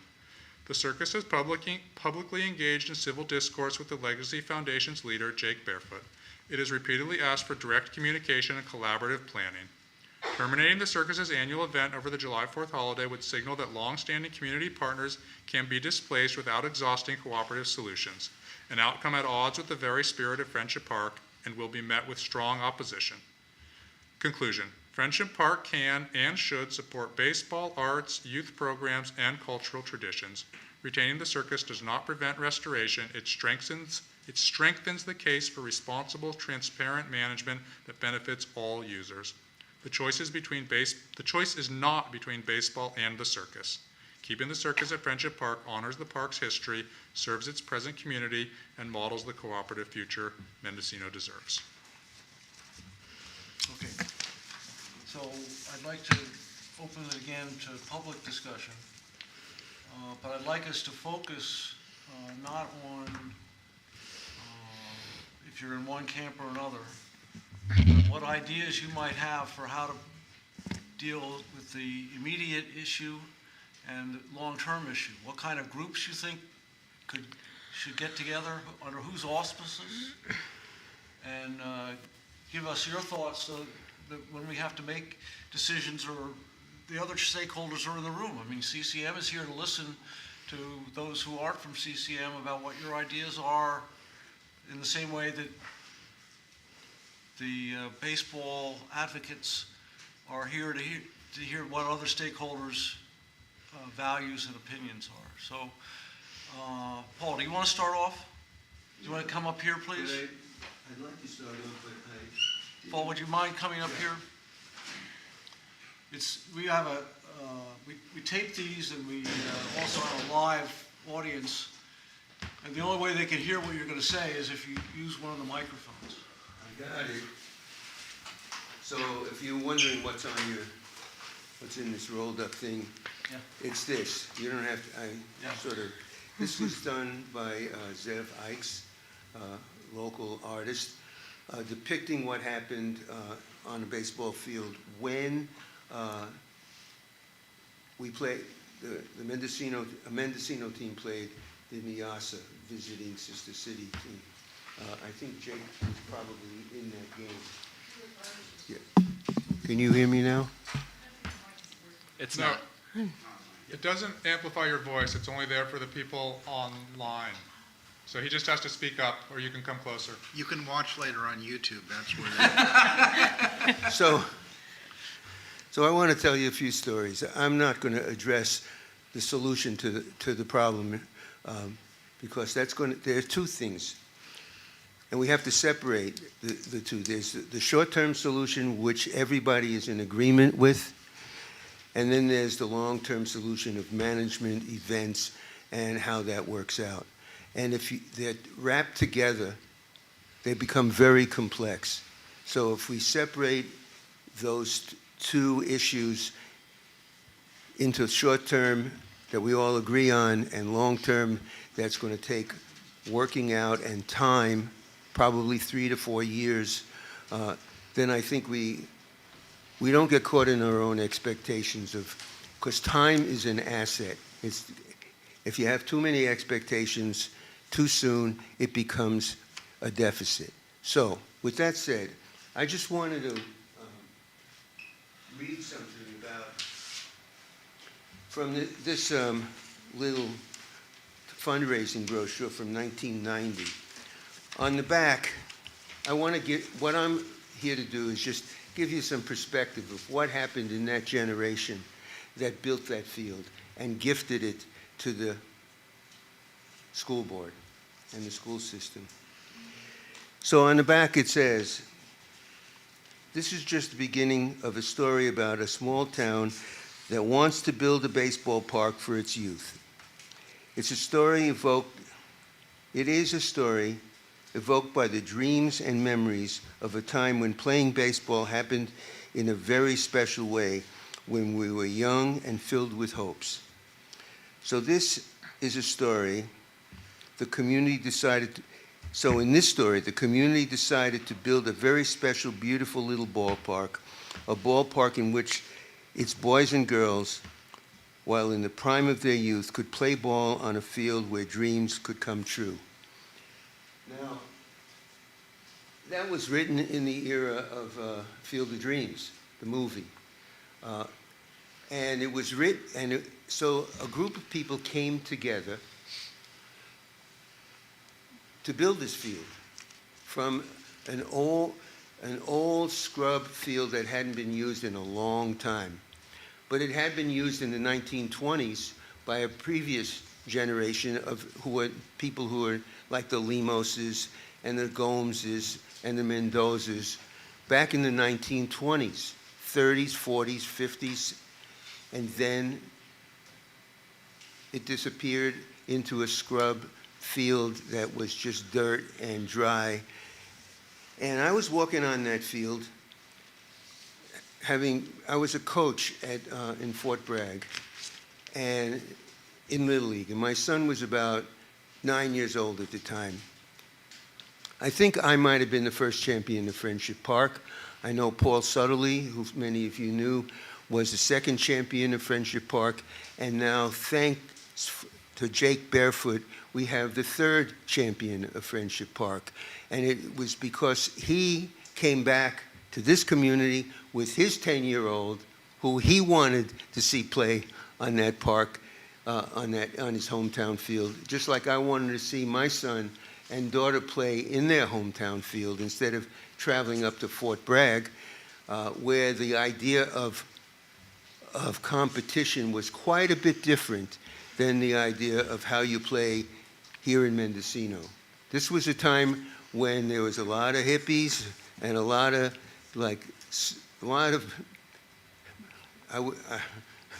I don't even know how to describe this new influx that came into this town in the 1970s, but we were different from the extractor community in Fort Bragg, the harsh, heavy competition that was laid on the kids. We wanted our kids to play in a softer, more gentle way.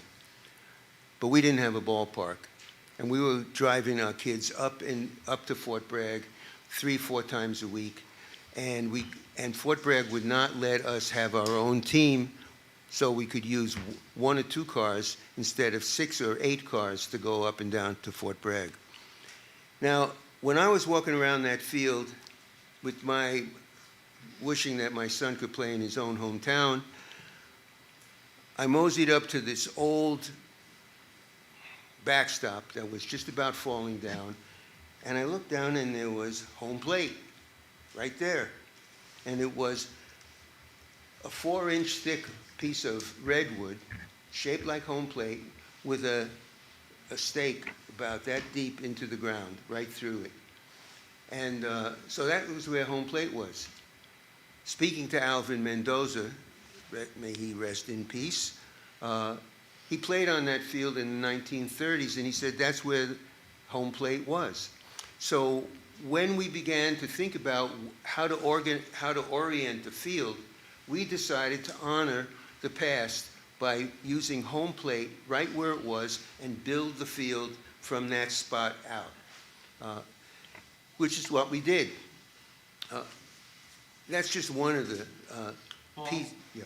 other people want to speak too. so- I know, but I get one shot. Let me just frame this a little bit. So there was a community, and the community built. The community. I need 2 more minutes, or maybe 3. Give me a break. The community. When I say the community got together and built it, there were 16 businesses that donated materials. There were 89 people who donated time, talent, and brawn.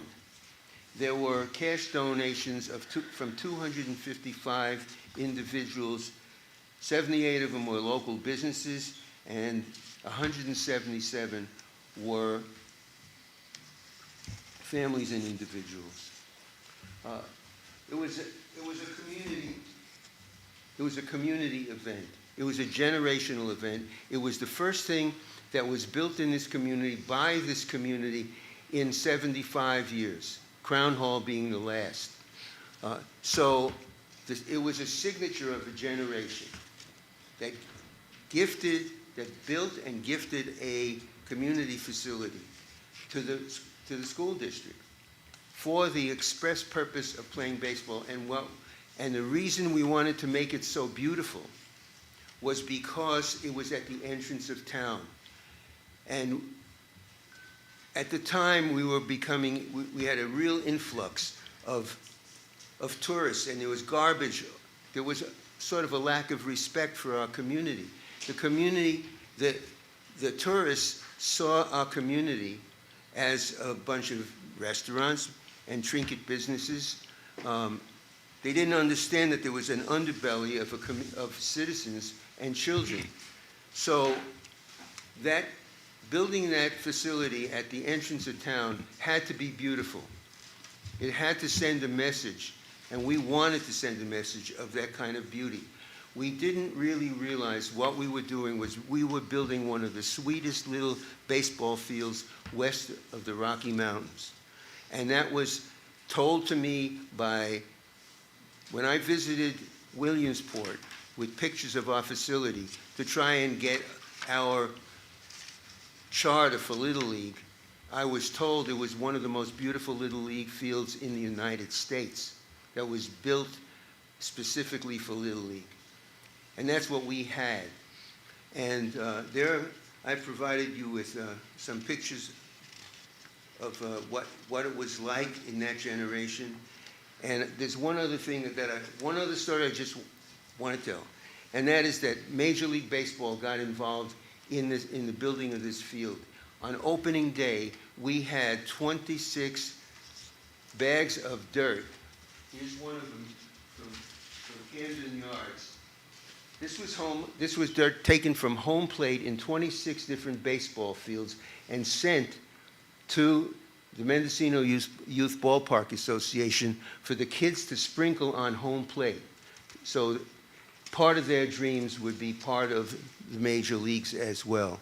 So there's a lot of tradition that Friendship Park represents. It represents, it's sort of like that field is sort of like the homecoming every 4th of July for the last 100 years. People have come back, people went to the school, came back for the parade, and came out and went out to Friendship Park, whether it was a scrub field or a beautiful field, to have their generational reunion. So Friendship Park is more than baseball, it's more than circus, it's a certain kind of place where magic can happen. And it is one of the most beautiful fields in the country for kids to play ball. I would hope that it becomes that again, because we all agree that that's what we all want to do. Thank you, Paul. Thank you. Who wants to go next? Paul's a hard act to follow, I know. I had more to say. You cut me off. I had 24 reserves.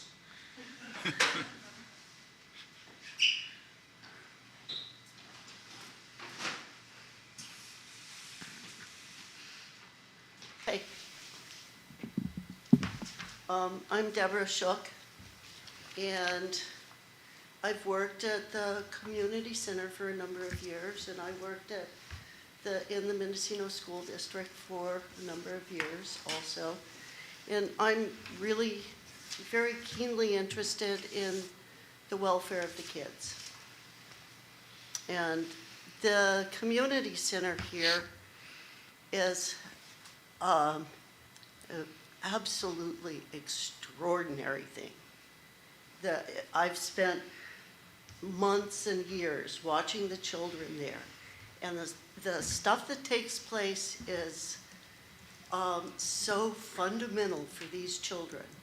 And I look at them and I think, you have no idea how lucky you are. And mainly, I would like to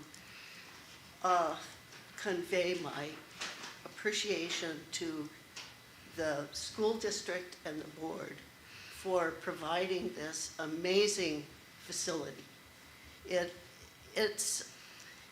The school district is supported by tax dollars in a large part, and a lot of people contribute taxes that don't have children in schools. And what does the Mendocino School District do? They turn around and provide something for those people too. They're retired people who go to the dog park. They have dog park cats. There's the AA meeting. That's an important thing to provide. It's a place for moms and babies meet at Friendship Park. There are so many different things that happen as a unit there. And it's all like a synchronistic, coordinated project. And you know, any multifaceted project is going to have problems to iron out. And there's going to be maintenance, and you're going to have to secure funding. And that's just part of the game. So last year, there weren't any issues. It looks manufactured, in my opinion. And yeah, of course, maintenance happens and things get broken and you fix it. But my main point here is that you guys are special, really, really special. This is, you know, something that you can be proud of. Thank you. Who's next? Anybody else? I'll be real quick. Dave King again. I'm not sure of the drama that's been going on in regards to the park. Don't really care about baseball. Never been to the circus. So be clear. Not really. But I do deal with agriculture. I do deal with turf, usually just doing microbial for the different companies that are going with regenerative farming. I'm wondering about this wastewater. Where's this wastewater originating from? It's recycled water, so it's all treated to EPA standards. They have to get the nitrates. Oh, okay. So unfortunately, you do have the option to have a turf that is extremely resilient and can take the heavy trucks no problem and bounce back and take the wear and tear. The issues you have with that park, I haven't been on site. I haven't checking it out, you know, so I really can't tell you from just driving by, but I can tell you with the decades of experience, you basically have a compacted soil. You don't have gas exchange. You don't have nutrient cycling. The system's not functioning. When you have a weed come in there, you're going to be compacted. You're going to have your turf wants to go deep. Your weeds are shallow. It's a way you water. It's a way you have gas exchange. Aeration, you know, biology fixes it. Unfortunately, that's not an option for you with wastewater, okay? You're going to have to go the synthetic route. That gets more expensive, that compacts your land, becomes very damaging. I deal with the new regulations coming in with the state and federal for farming. I do not specialize in turf grass. I do not know what's coming to this particular sector, but I will tell you all sectors are being hit. So I would take that into consideration with your new bids. A natural living soil is not going to be functionally possible with the product that you'll be using to water it. You still can greatly benefit from doing things like changing, your elements in the soil. Part of the reason you have this problem is everything we have in place and all these mountains are held in place by our calcium and magnesium ratio. So when you reduce that ratio of magnesium in that particular field, you will get aggregation, you'll get gas exchange, you'll get those roots going down.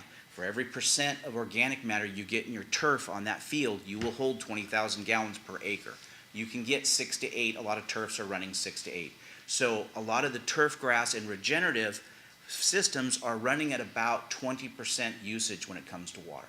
So, and you get a lot of water here from the mist and whatnot.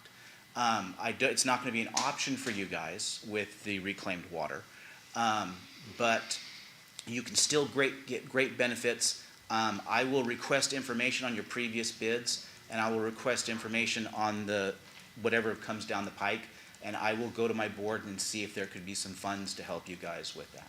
Okay. So, thank you. Yeah, go ahead.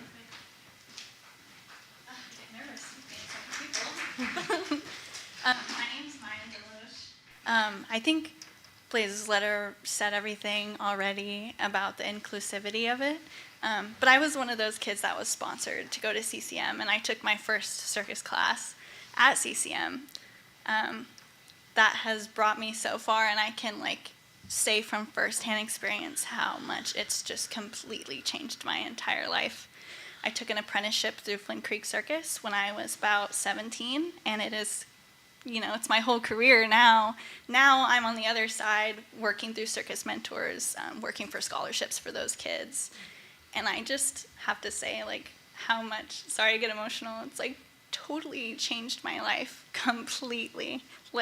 I had a hard time at home, and I can see I'm giving back to by teaching in the community now. I've taught at CCM the same class that I took my first class at, and I just think that it should be more inclusive of a park, because I feel like every single thing, baseball, everything is contributing to all these kids' lives, and I'm just very passionate about it. I had to say something. Okay, that's it. Thank you. Thank you. Anybody else before we close public comment on this? I don't see anyone. Okay. Any more board comment?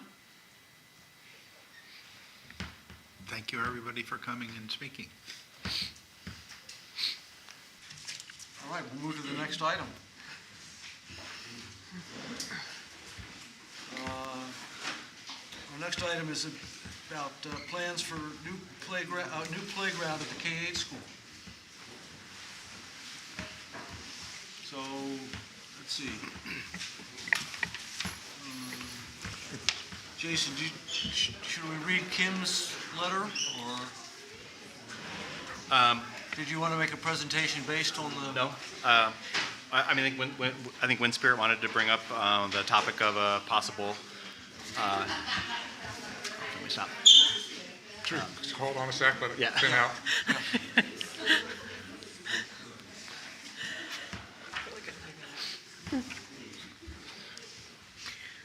Sure, emptied it in quick. Yeah, I just think Wind Spirit wanted to bring up the topic of a natural playground, instead of what's being proposed. So I guess I'll let him. Yeah, excuse me. I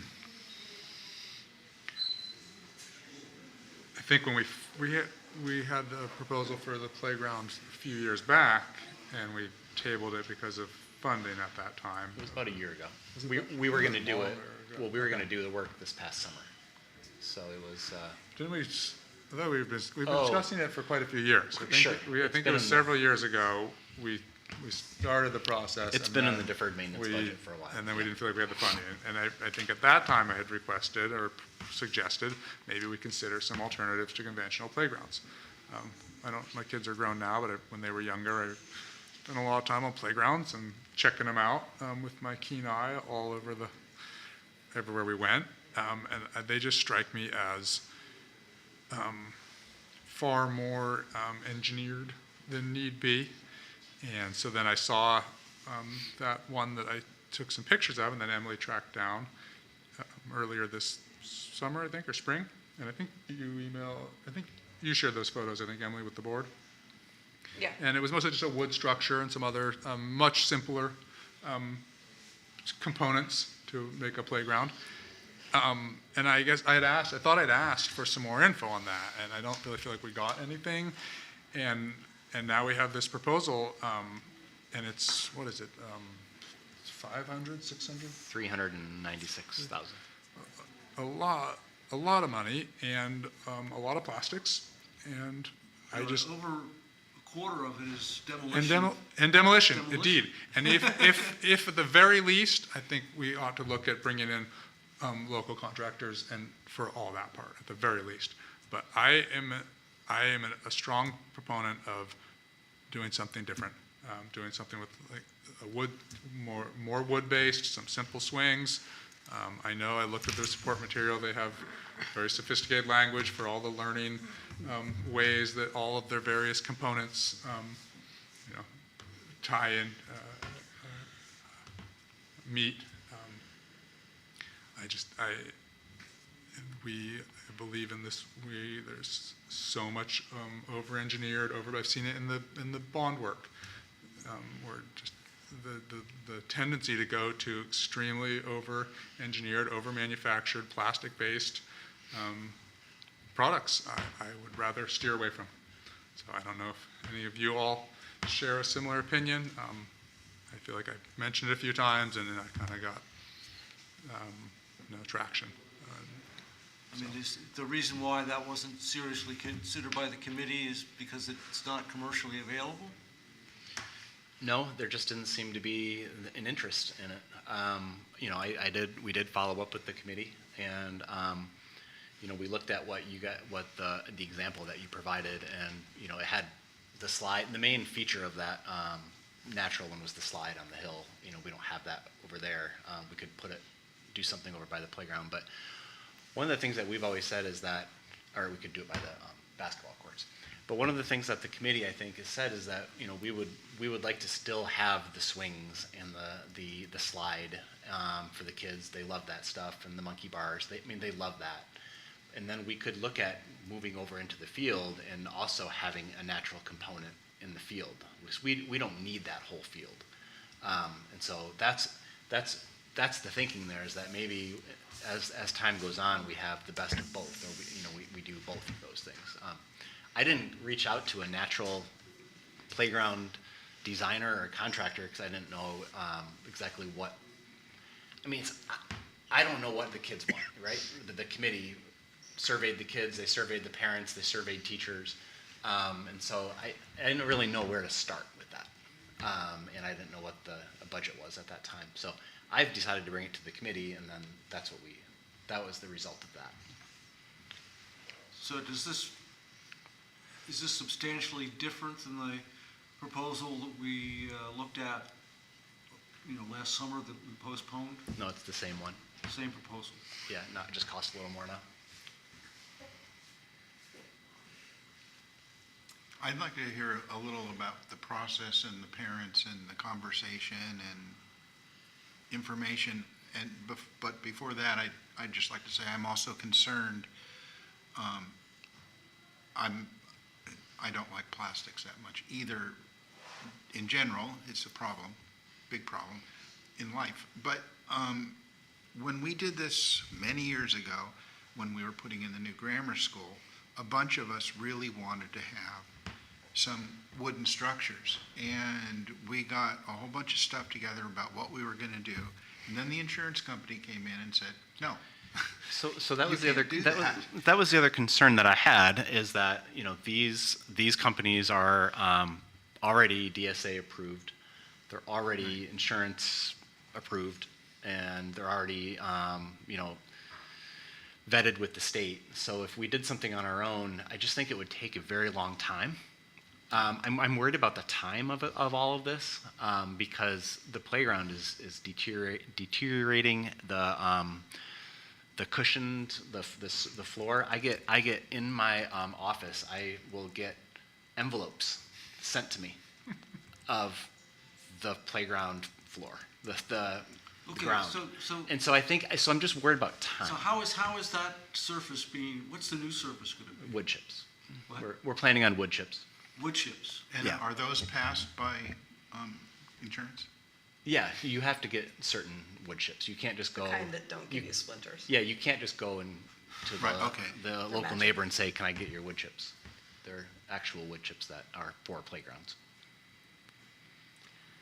My sense is we've created this committee last December, a year ago. They worked on this, had several meetings. The idea of the natural playground, I think, was at the May meeting, and I just was, as he was talking, I Googled the park he was at and sent it around to the board. It wasn't we should do this. It was just sharing the information on the park that Wind Spirit was talking about.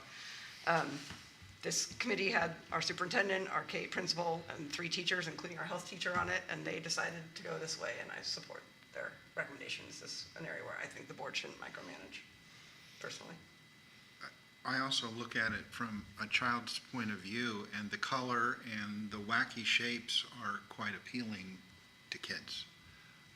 That's another part of this, and yes, I want kids to play with sticks and rocks also, but I also see this as important for kids' imaginations in a different way. And I think that we could do both. Like I said, I think that we can encroach into the field and put, whether it's old, huge tractor tires buried in the ground, or if it's logs, or bring in boulders that they can climb on. I think that's a possibility too. I do. So. And then I don't know about the demolition part of it, whether that's, I don't know if the demolition probably can be separate, but the other things probably can't be because it's part of their construction package. I could ask them. Because I'm trying to think in the bid there's 2 different demolition items. Let's see if I can separate that out. Hold on a second. There's the steel equipment and the poured in place, which I assume is. Yeah, I think it's that stuff that's So deteriorating. removing the equipment was 70-something thousand, and removing the surface was another.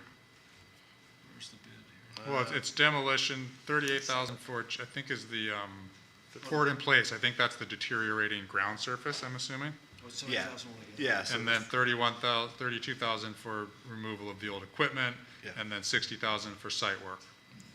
So I'm assuming the site work would have to be done by them, but that's just an assumption I make. So play ball, I guess that's for the base of it, because it's a 8.5 inch circular play area, 12-inch depth play box. Because it's 3 different units, right? It's like the main structure, and then swing set, and then monkey bars. And this thing is its standalone? Is this actually a depiction of it? I think so. It's a spinny thing. Yeah. So the actual equipment that's their first line item, I think, 113 or something.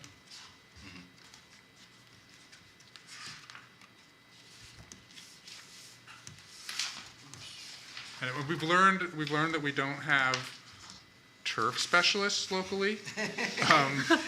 We've learned some various other skills that we don't have, but I can say confidently we have demolition experts by the oodles. And maybe someone who can excavate 12 inches? And excavation specialists, and I think that we could do I'm far guessing it's better. not an 8.5 inch circular play area. I'm guessing it's a typo. It's pretty small.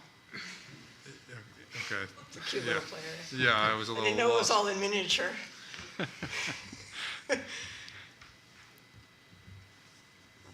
Oh, could it be these over here? Maybe. So I'm not sure that I see in the bid where the wood chips are, That's what the EWF safety servicing oh, is is, that what that is? Okay. which I guess is an additional cost to be brought in separately. Well, they have $6,000 for free, so. Oh, it keeps going. They're there. So the part from them is the 112,500 for the equipment. And then what's the install? That's 96,000 for the install of their equipment.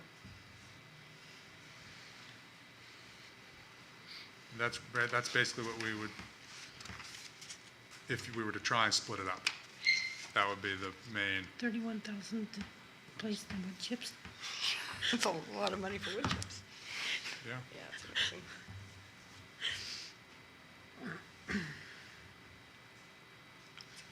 What's the maintenance of the wood chips?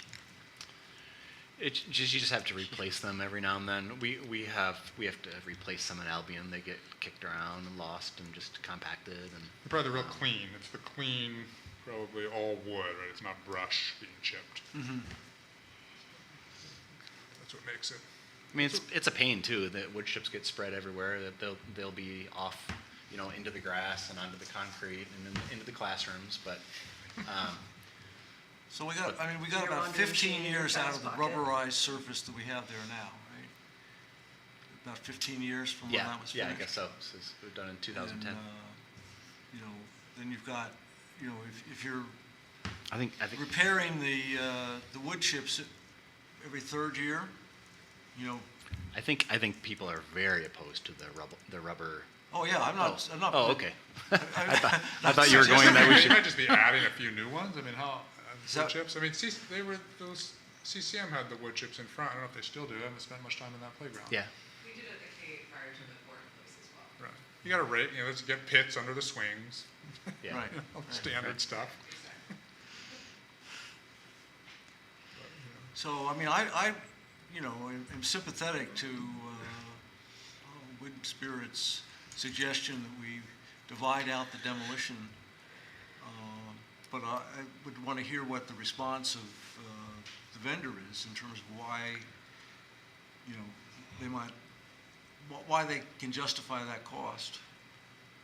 They're out of town. They're prevailing wage. Right, they're no, I know. all that. It's all the.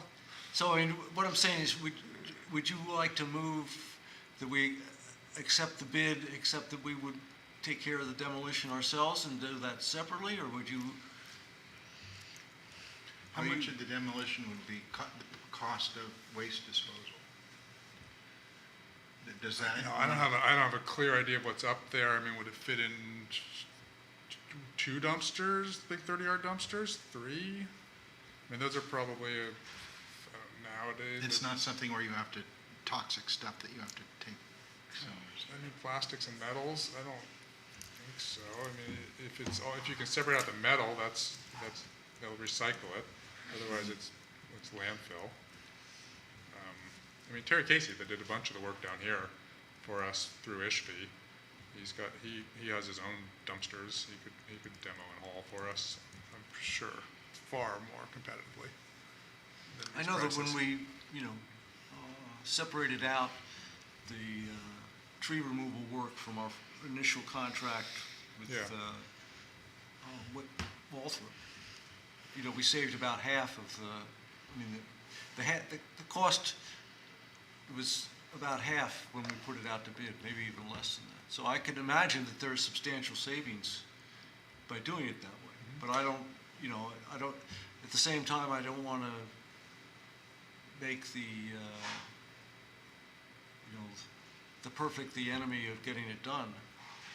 Well, there's always going to be more legwork when you split up a contract, and that's going to fall on our maintenance supervisor, I think. Mm-hmm. One could probably find. What if we approve of I'm just throwing this out, not in a motion, but what if we approve of the project and instruct Jason to see if he can get a couple of bids for the 2 demolition items and the first site work item, which is demolition and excavation to 12 inches, and, see if we can get something under whatever that is, $160,000 in the next month or two, maybe we can place the order for the equipment and it can start getting procured in the meantime. And then we can make that, decision, or, either it comes back to us and make that decision, or if it's cheaper, we go ahead and have local people do that work, to try to not pay top dollar for that work by folks from far away. Just sort of throw Yeah, that out I would there. agree that we try to keep this being done in as timely a fashion as possible, because it's been put off and people are frustrated, teachers are frustrated, kids are frustrated for good reasons. But, yeah, I think we could I think give that to we could Denise. probably find the wood chips, third party too, and spreading wood chips is fairly low skill level. Of course, you have to not, because you'd be spreading them after the new equipment is there. So you don't want to bang into them with the Bobcat or whatever's doing that work.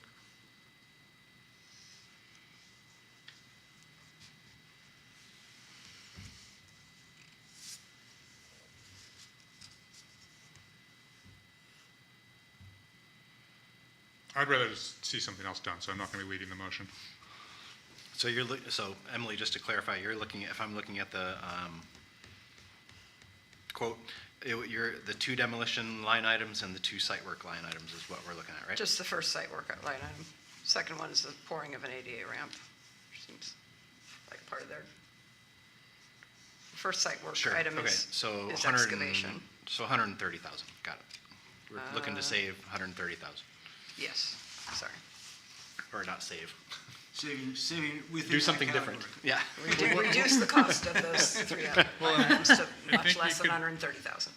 And what about looking at getting the chips, not letting them provide the chips? 31,000 to bring in, I don't know how many yards, That's, they don't say how many yards, it's just quantity is 1. Oh wait, 340 cubic yards, there it is. With blown-in installation. It's basically, have you seen that machine they've been operating on Highway 1, blowing the chips? Sure, as you chip them and it blows into the back No, of no, the just truck. right now, they're, like, we thought they were done, but the no, they had hydro another seeding. step to do, which was come back and put mulch in various Along the spots. edge. And they've got this big rig that's got a big blower tube, and they're out there blowing chips in little strips along.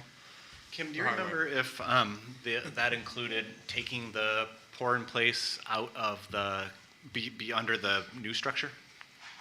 Or is that something, Yeah, I think It- taking all of it. it did include that too? Yeah. Because we have a structure that we purchased maybe 10 years ago, 8 years ago. Yeah. And the kids love it, but it was put on top of the surface that we want to get rid of. So I think that also includes that. No.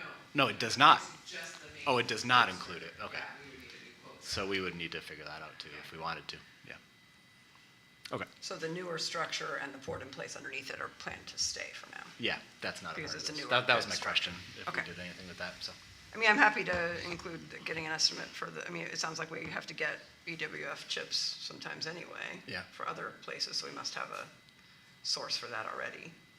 If we can get an estimate. for Yeah, I that haven't as purchased well. any yet since in the last year and a half, so I need to figure out where we get those from.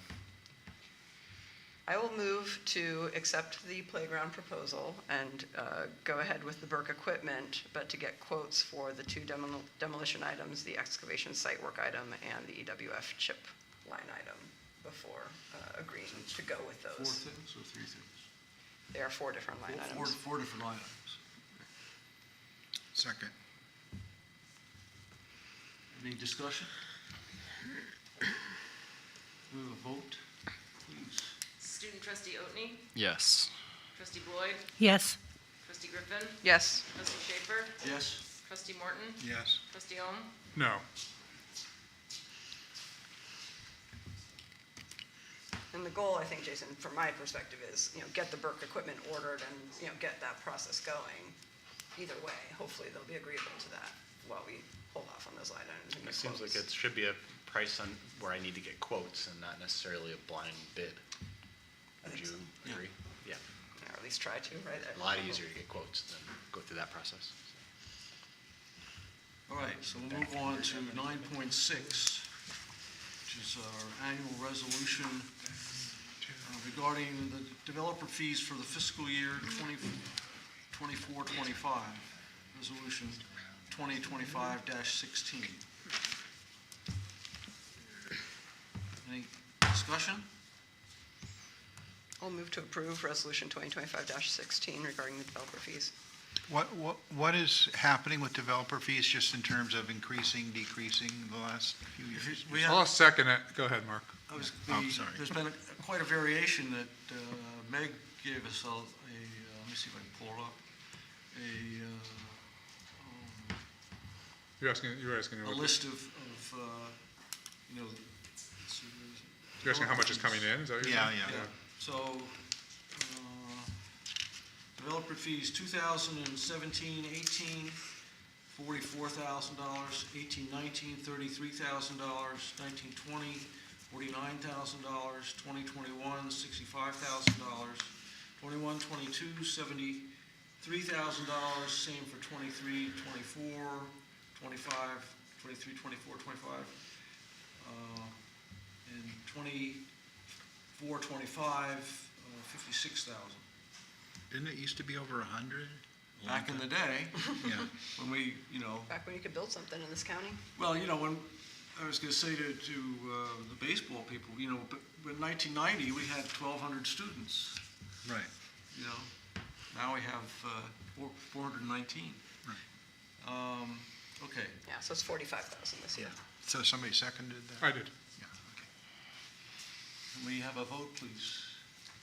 Student trustee Otney. Yes. Trustee Boyd. Yes. Trustee Griffin. Yes. Trustee Schaefer. Yes. Trustee Morton. Yes. Trustee Owen. Yes. All right, so the next item is 9.7, board policies, first reading of the business manager the changes to the business manager job description and responsibilities, I guess you'd say. Was it, anybody had questions from reading it in the packet? Is it just completely rewritten from the old one? Is that what? Typos were fixed, a couple changes in terms of adding and subtracting things that were in the previous one, but not a substantial change. Looks completely rewritten to me. Well, it is rewritten, I think but it's rewritten, but I don't think it's we've, as far as I know, we didn't. substantially changed. As far as I know, we didn't have it electronically in an editable format. So this is not also. So I think Aaron just cleaned it up. You can see the first one and the second one, right? Yeah, I'd just like to reiterate my request to run a red line so I can actually see the changes from the old version to the proposed new version. I can't work without that. I just can't. And it's. Okay. I mean, Yeah, I I think. have that. It's not, that's not a red line of, that's just an underlines of things with question marks. Yeah, I don't know. Aaron, did you make? I didn't have an editable document to begin with, so I recreated it and I used the copy and the red pen. Okay, you should be able to PDF a document, OCR it, and it becomes something that can be run a red line against, which I'm happy to do it for the district if you just send me the documents ahead of time. It's something I do every day. I can't find where pose got changed to poise. I don't know if it's in there. I can't compare the two documents to know what the changes are. So, do you want that before we act on it? Come back on our, Well, isn't this the first reading? yeah, right, that means it comes, we do it the first time we see it, it's for information, the second time is the first reading, and then it goes on the consent calendar the next one. So, are you okay with it coming back on the consent calendar, or do you want? Yes, I'm okay with that. Okay, so a motion to approve the first reading and then come back on the consent calendar next month. Also move. Second.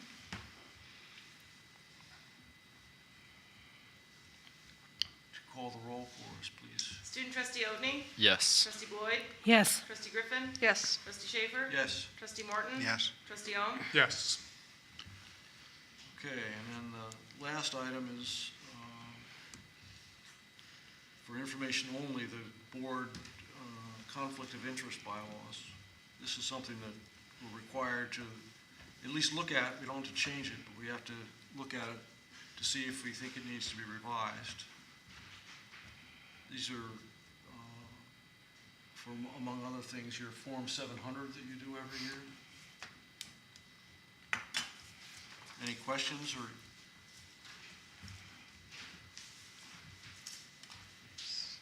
So are we proposing to change it to the document that is labeled under revision 12/18/25? Let me just look at that. And is it different than the old one?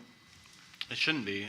We're just required to look at it. So I think if you guys want to make changes to it, I think that Right, it looks to then we me have to- that there are changes that are,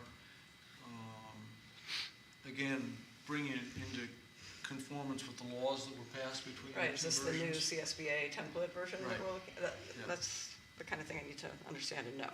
Right. Like, what changes are being made, and is it because there's a new template that we're following, or I mean, some you other know, reason? I think the ed codes that are referred to, some of those have changed, but again, Yeah, just looking at the paragraphs, they're different. It's, Right. it appears to be quite different. I mean, I've looked at the Form 700s, and I don't think we particularly, we're not giving gifts, we don't, we're not taking on junkets by vendors, so we don't usually report these things. They've changed some of the nuances of Yeah. the levels that you have to report a gift. So this is going to go to a first reading next time if we Yes. approve it? So Yep. can I move to approve it to go to a first reading with a red line for the next time? You can ask for that, yes. Are you volunteering to put the red line in? I said, I'm happy to do it anytime there's a document that needs to be compared to another document. I can do it. Okay. So I'm sure Aaron will make sure you have the document that you need. All right, do I have a motion? I guess I don't need the motion for information, right? It just automatically goes on. Okay. Let's see. Any things that aren't on our sort of radar for future agenda items that we want to make sure are on it?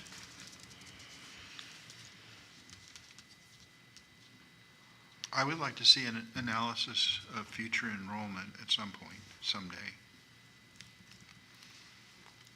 You know, in But how do you what analyze context? between you mean There are things you By can a mind do. reader or? No, a projection? You're saying a projection? Projection. Fertility analysis? yes, no, we will know to the honest? student.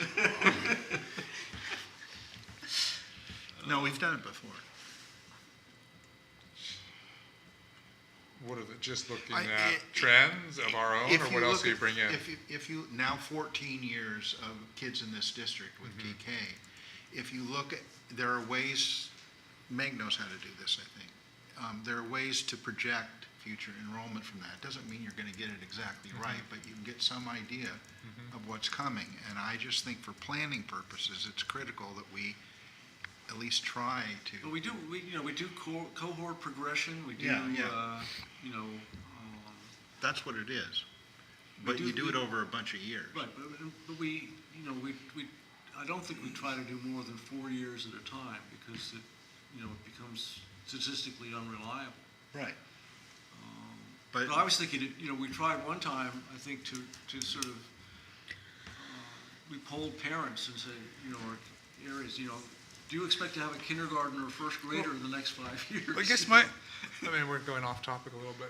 It'd be interesting, like, and I'm not gonna say I don't believe it, but if we were to go back to whenever we plummeted, whenever that was like the late 90s or something, No, early that was 2000s, 2000 to 2008 or something. and try and if you apply what you're suggesting and To see the if, ones before that. yeah, see if it predicted that at all. I think it would, but. You think so? Yeah.